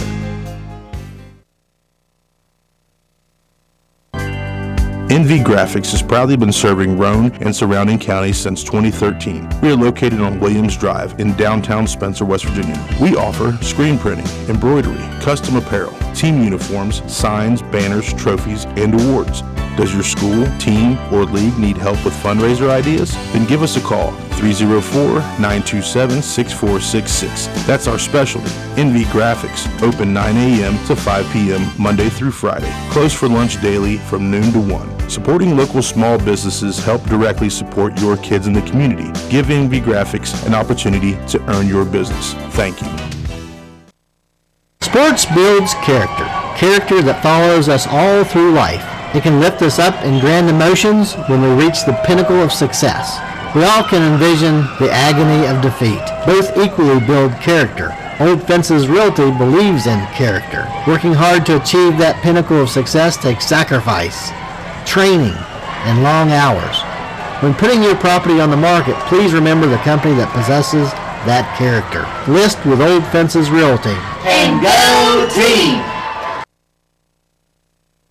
The Spencer Pizza Hut is proud to be the exclusive sponsor of the Fan of the Week each Friday of the Raider football season. Stop in and see us at 509 Ripley Road, fill out an entry form, and drop it in the box at the front counter for your chance to win a free large one-topping pizza. Stop by the Spencer Pizza Hut for all of your favorites. Original pan, original stuffed crust, hand-tossed or thin and crispy pizzas, breadsticks, cheese sticks, wings, oven-baked pasta, desserts, and more. Open 7 days a week, dine in or carry out. Call us at 304-927-4619 or order online at pizzahut.com. No one out-pizzas the Hut. Your bank shouldn't make you feel like you're on an assembly line.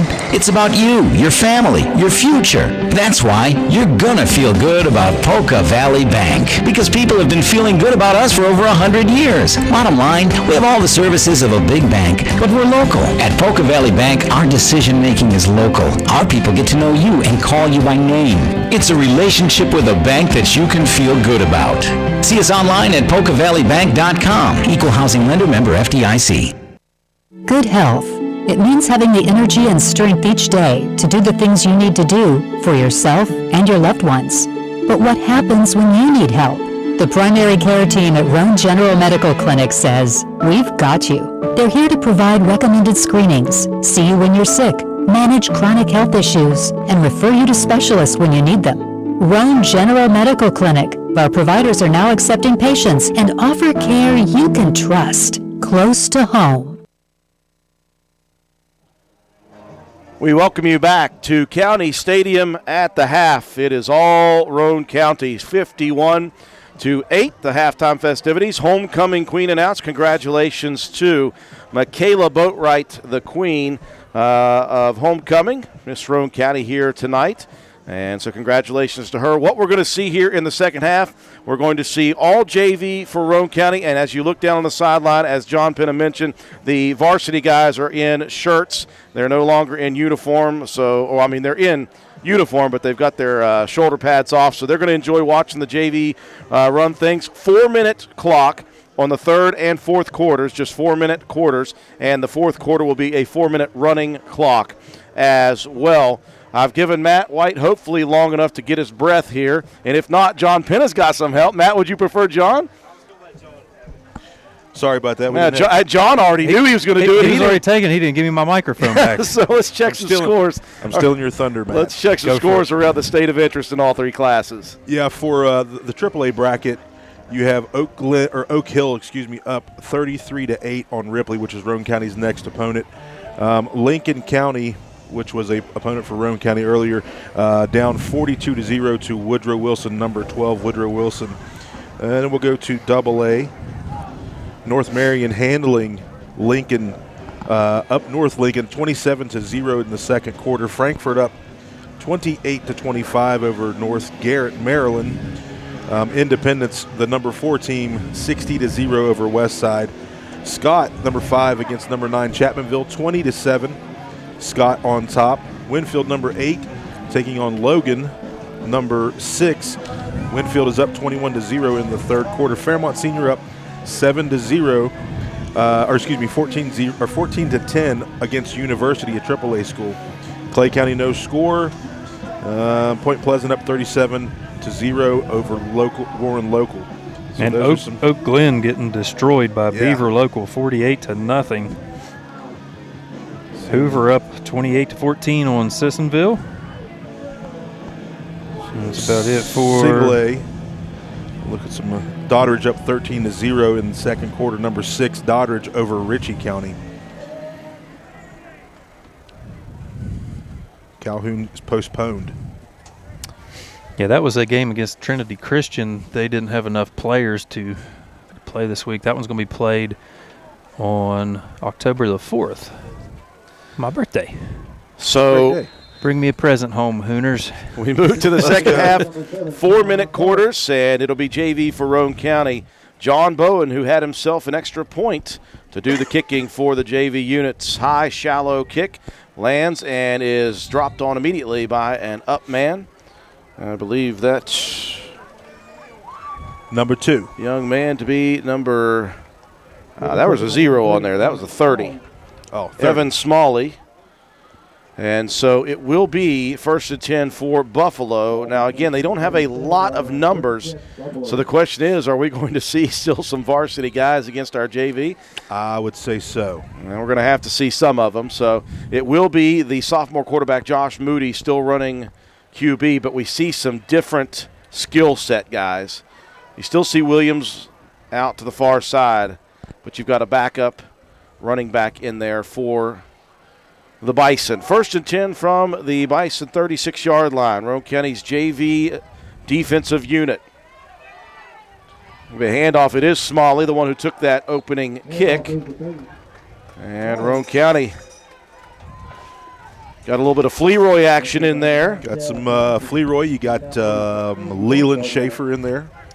Chad Blosser is who we call Fleroy, for those of you who don't know our Midget League nicknames. Gain of about 4 on the play out to the 41. 2nd down and 6 for the Bison. Moody out of the shotgun. Single receiver to both sides. The handoff outside. That's Downey. Downey into the secondary over the midfield stripe and into Raider territory. Yeah, Schaefer once again. Leland Schaefer is playing some linebacker here this evening. Nice tackle. And then Nick Burnside. 3:13 and rolling again. We're on a 4-minute clock for the 3rd and 4th quarters. So this game is going to go very, very quickly at the moment. Moody out of the short shotgun with Smalley behind him. A receiver to both sides. 1st and 10 at the Roane County 49. This one dropped on quickly as a low snap.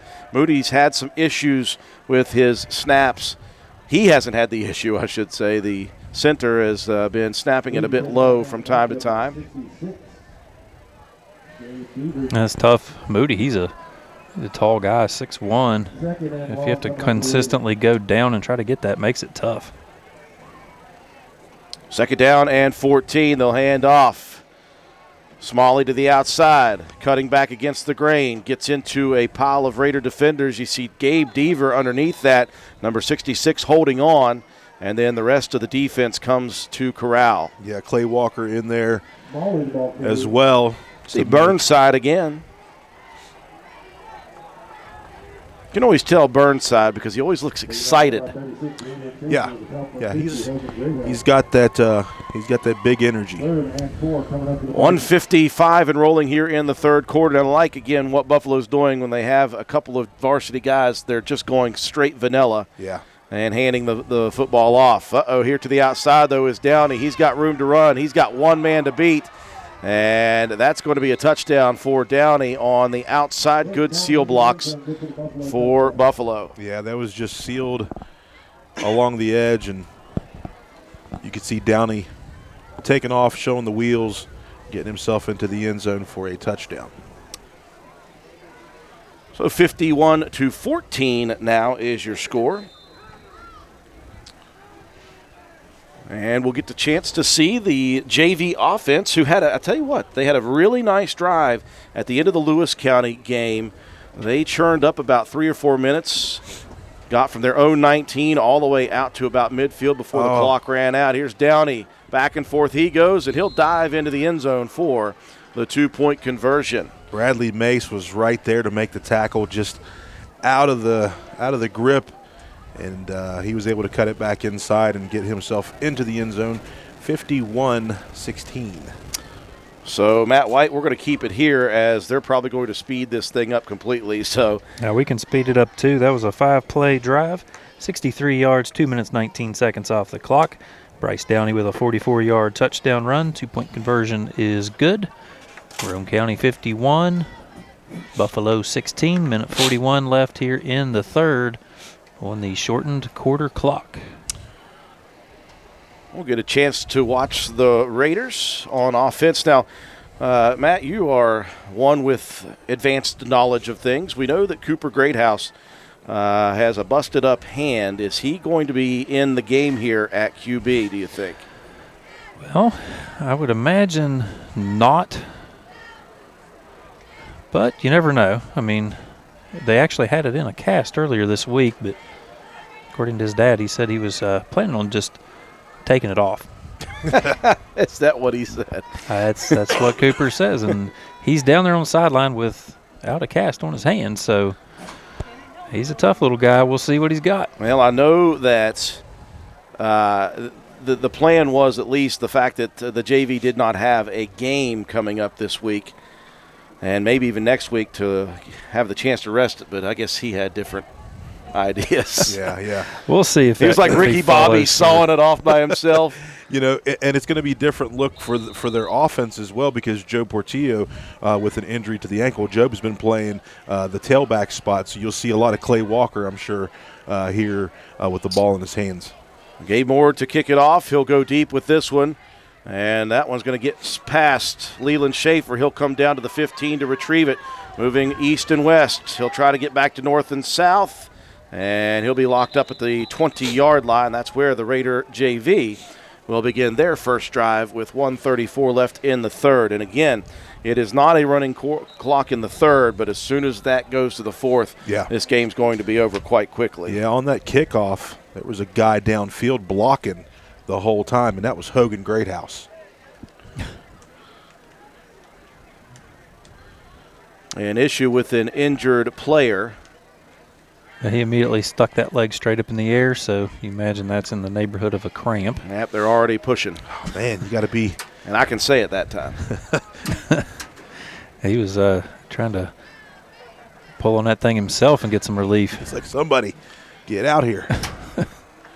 So just a cramp, so that's a good thing to see. And that young man from Buffalo will get stretched out, and hopefully we can get him up. Well, that's Williams, Chris Williams. That's a very young Buffalo team as well. They're a ton of juniors and sophomores and even a couple of freshmen getting varsity time. So you'll see how they continue to grow throughout the year. Well, you think they're going to lose Wyatt Cobb and Bradley Harris off of the offense with skill position players. Everybody else will be back for 1 or even 2 more years. Raider possession with the JV.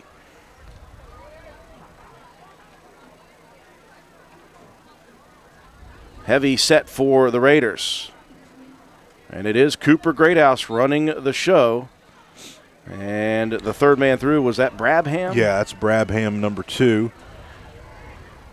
So Garrett Brabham unable to pick up yardage. In fact, I believe forward progress will stop him for a 2-yard loss. The clock rolling, 1:15 here in the third. Again, 4-minute clock, JV only for Roane County. And in the fourth, 4-minute clock with a running clock. Roane County leading 51-16. We give a chance for the offense, for the JV, to get some time on the field on Friday nights. Colton Elliott running the show at center. Try to get some of these guys located. Heavy package. Burr split to the near side by himself. If you don't know, now you know. Ball's up into the air. Great play by Brabham to grab a hold of it and keep the possession for the Raiders. And I believe that will be the final play for Roane County's JV here in the third, unless they hustle to the line. And I don't think they're going to. I think this is just one of those things, John, we are all just – I think everybody said we're pretty much done here. Yeah, you know, you really have a game like this that kind of gets out of hand in the first half. Yeah. And, you know, it's kind of a weird territory to be in, but you got to make the best of it and do what we got to do and get out of here with the win and nobody injured. Raiders will not run a play in the third. We move to the fourth immediately. Running clock as Roane County leads at 51-16. My name is Sina McDonald. I am running for Roane County Clerk. I have 12 years management experience running a small business in Roane County, 11 years experience with information technology support for the Roane County Courthouse, and 6 years experience of on-site support with West Virginia counties for the voting machines and election tabulation software. I believe my experience in technology and elections make me the ideal candidate for Roane County Clerk. On November 8th, please vote for Sina McDonald for Roane County Clerk. Every vote matters. Paid for by the candidate. We welcome you back to County Stadium, and we are 4 minutes of running clock away from the Roane County Raiders defeating Buffalo on homecoming night.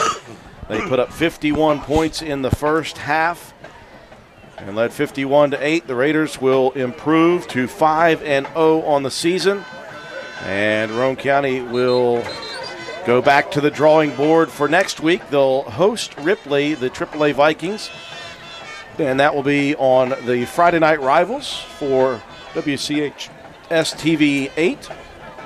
We'll have our good buddy Mark Martin and his crew joining us as well next week. As the JV unit takes the field, they'll move over to the left side. They'll move left to right here as we will get set for the running clock. And the JV with a 3rd down and 13, the ball resting at their own 17-yard line.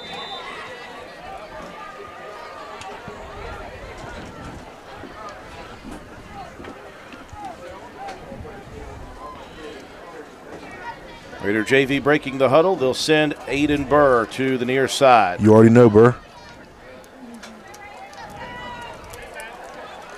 Traditional I formation with the wing to the near side. Pitch to the near side. Garrett Brabham.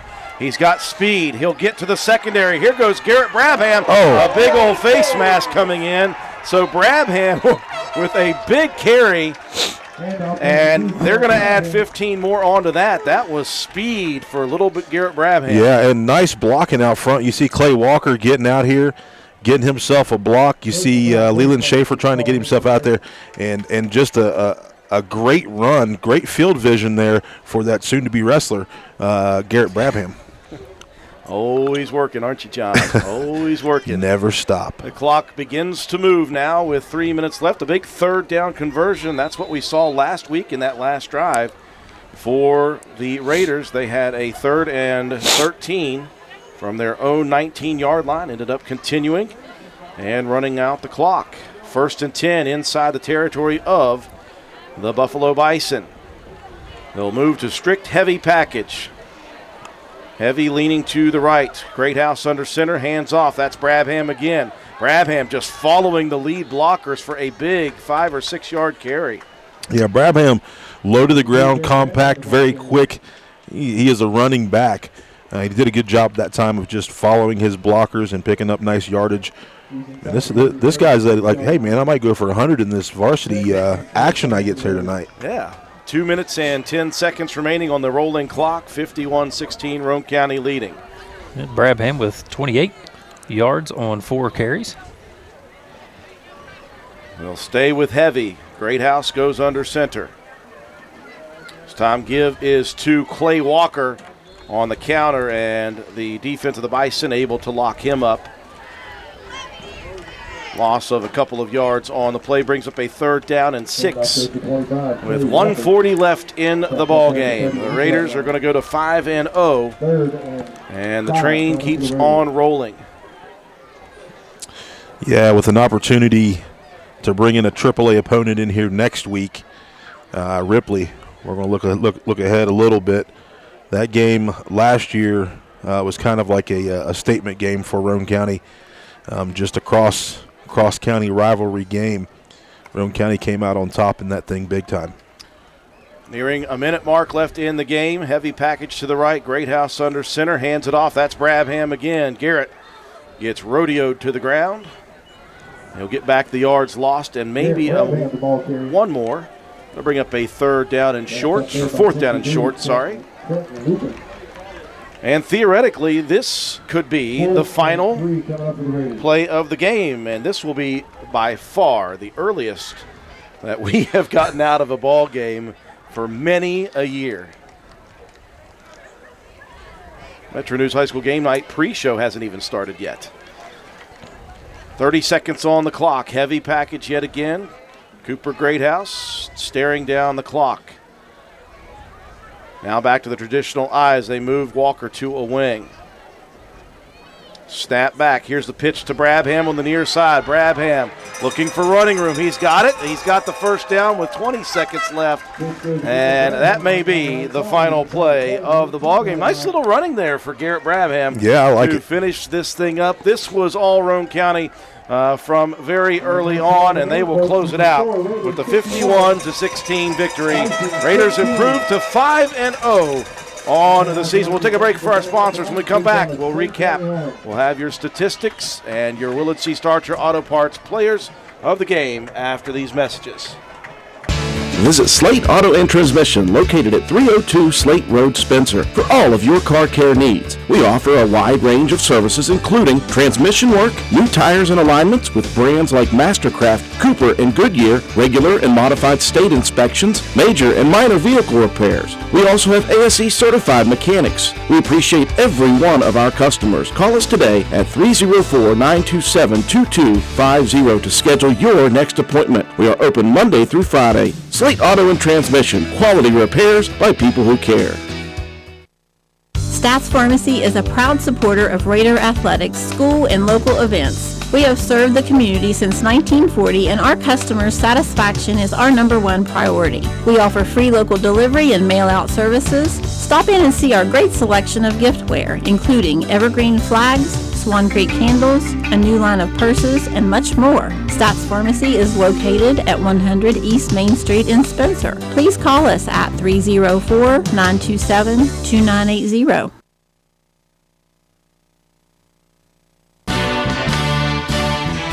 All you need is parts. All we need is parts. All we need is parts. Parts. Parts is all we need.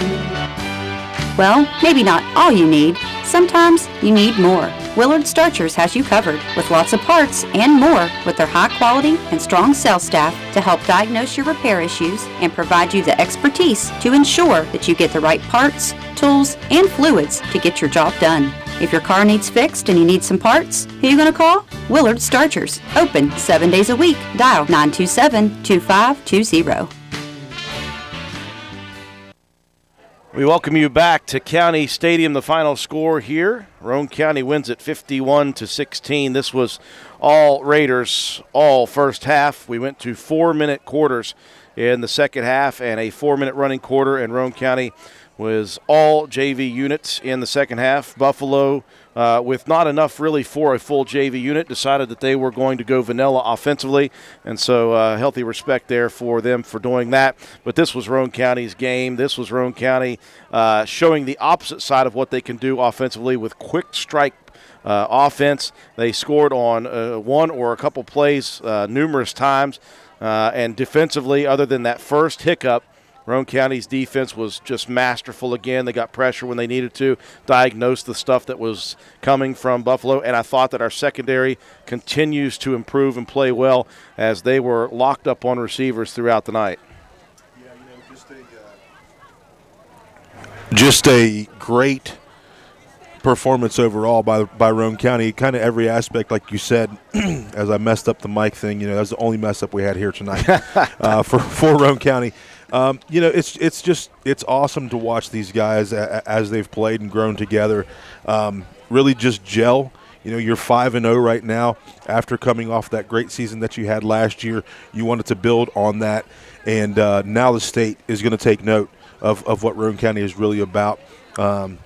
Just a great opportunity for the varsity guys to go out and put on a show here at the first half, and then let our younger guys get in there and get an opportunity to get their feet wet on a Friday night.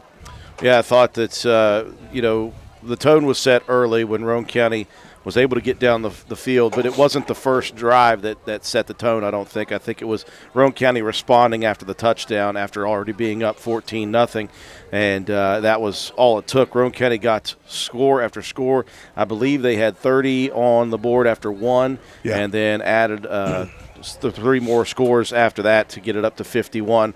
And, of course, Buffalo just was outmanned here this evening. Yeah, and the weapons that Roane County has. You know, you look down the line, you've got Begler, you've got Delk that you hear a lot about, and deserving so. But then Shea Harper comes in, busts a nice run, and then you have the freshman Jacob Greathouse that is just growing up here before our eyes.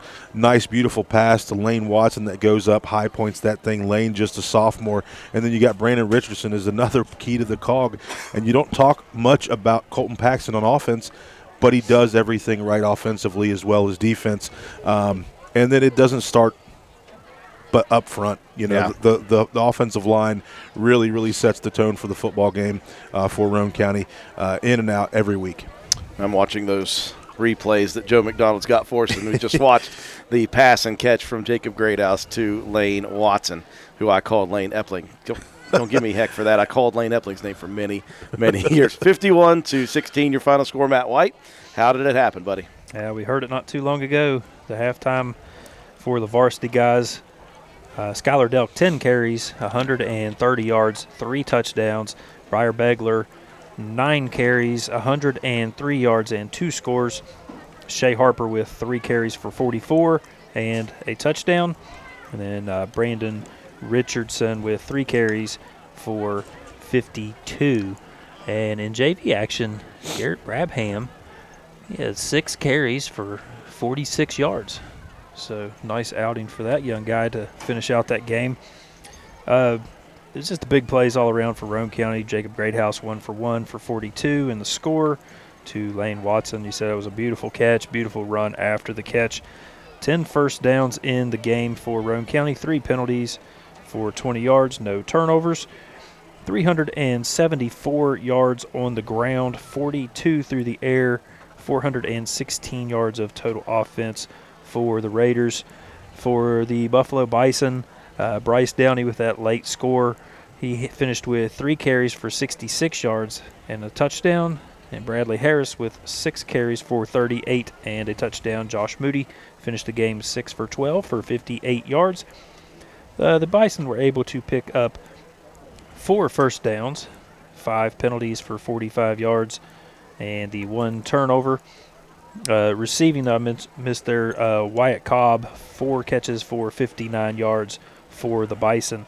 They finished with 110 yards on the ground, 58 through the air. That's 168 yards of total offense for Buffalo.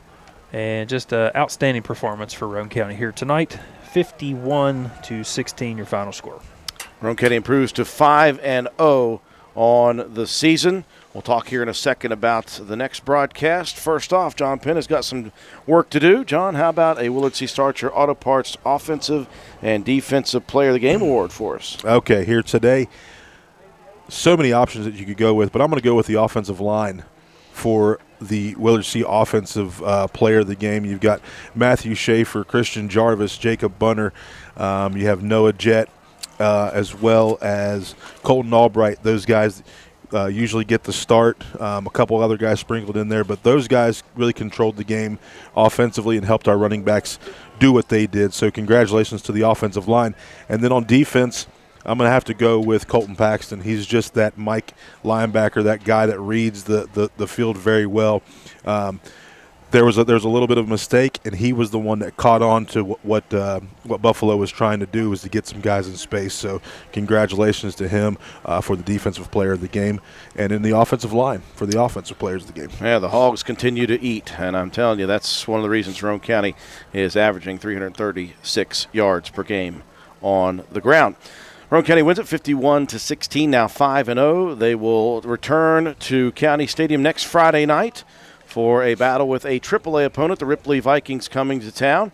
And we'll be on the air with pregame coverage at 7:05 p.m. for that, 7:30 p.m. for the opening kick. Friday night rivals will be here for that as well, so a lot of eyes on the state right here at County Stadium and this brand new turf field. Our next sports broadcast next Tuesday, we'll be back with Lady Raider volleyball action on Tuesday at home at the Castle, a 7 p.m. match between Roane County and Point Pleasant. Don't forget Wednesday night, the Raider Review.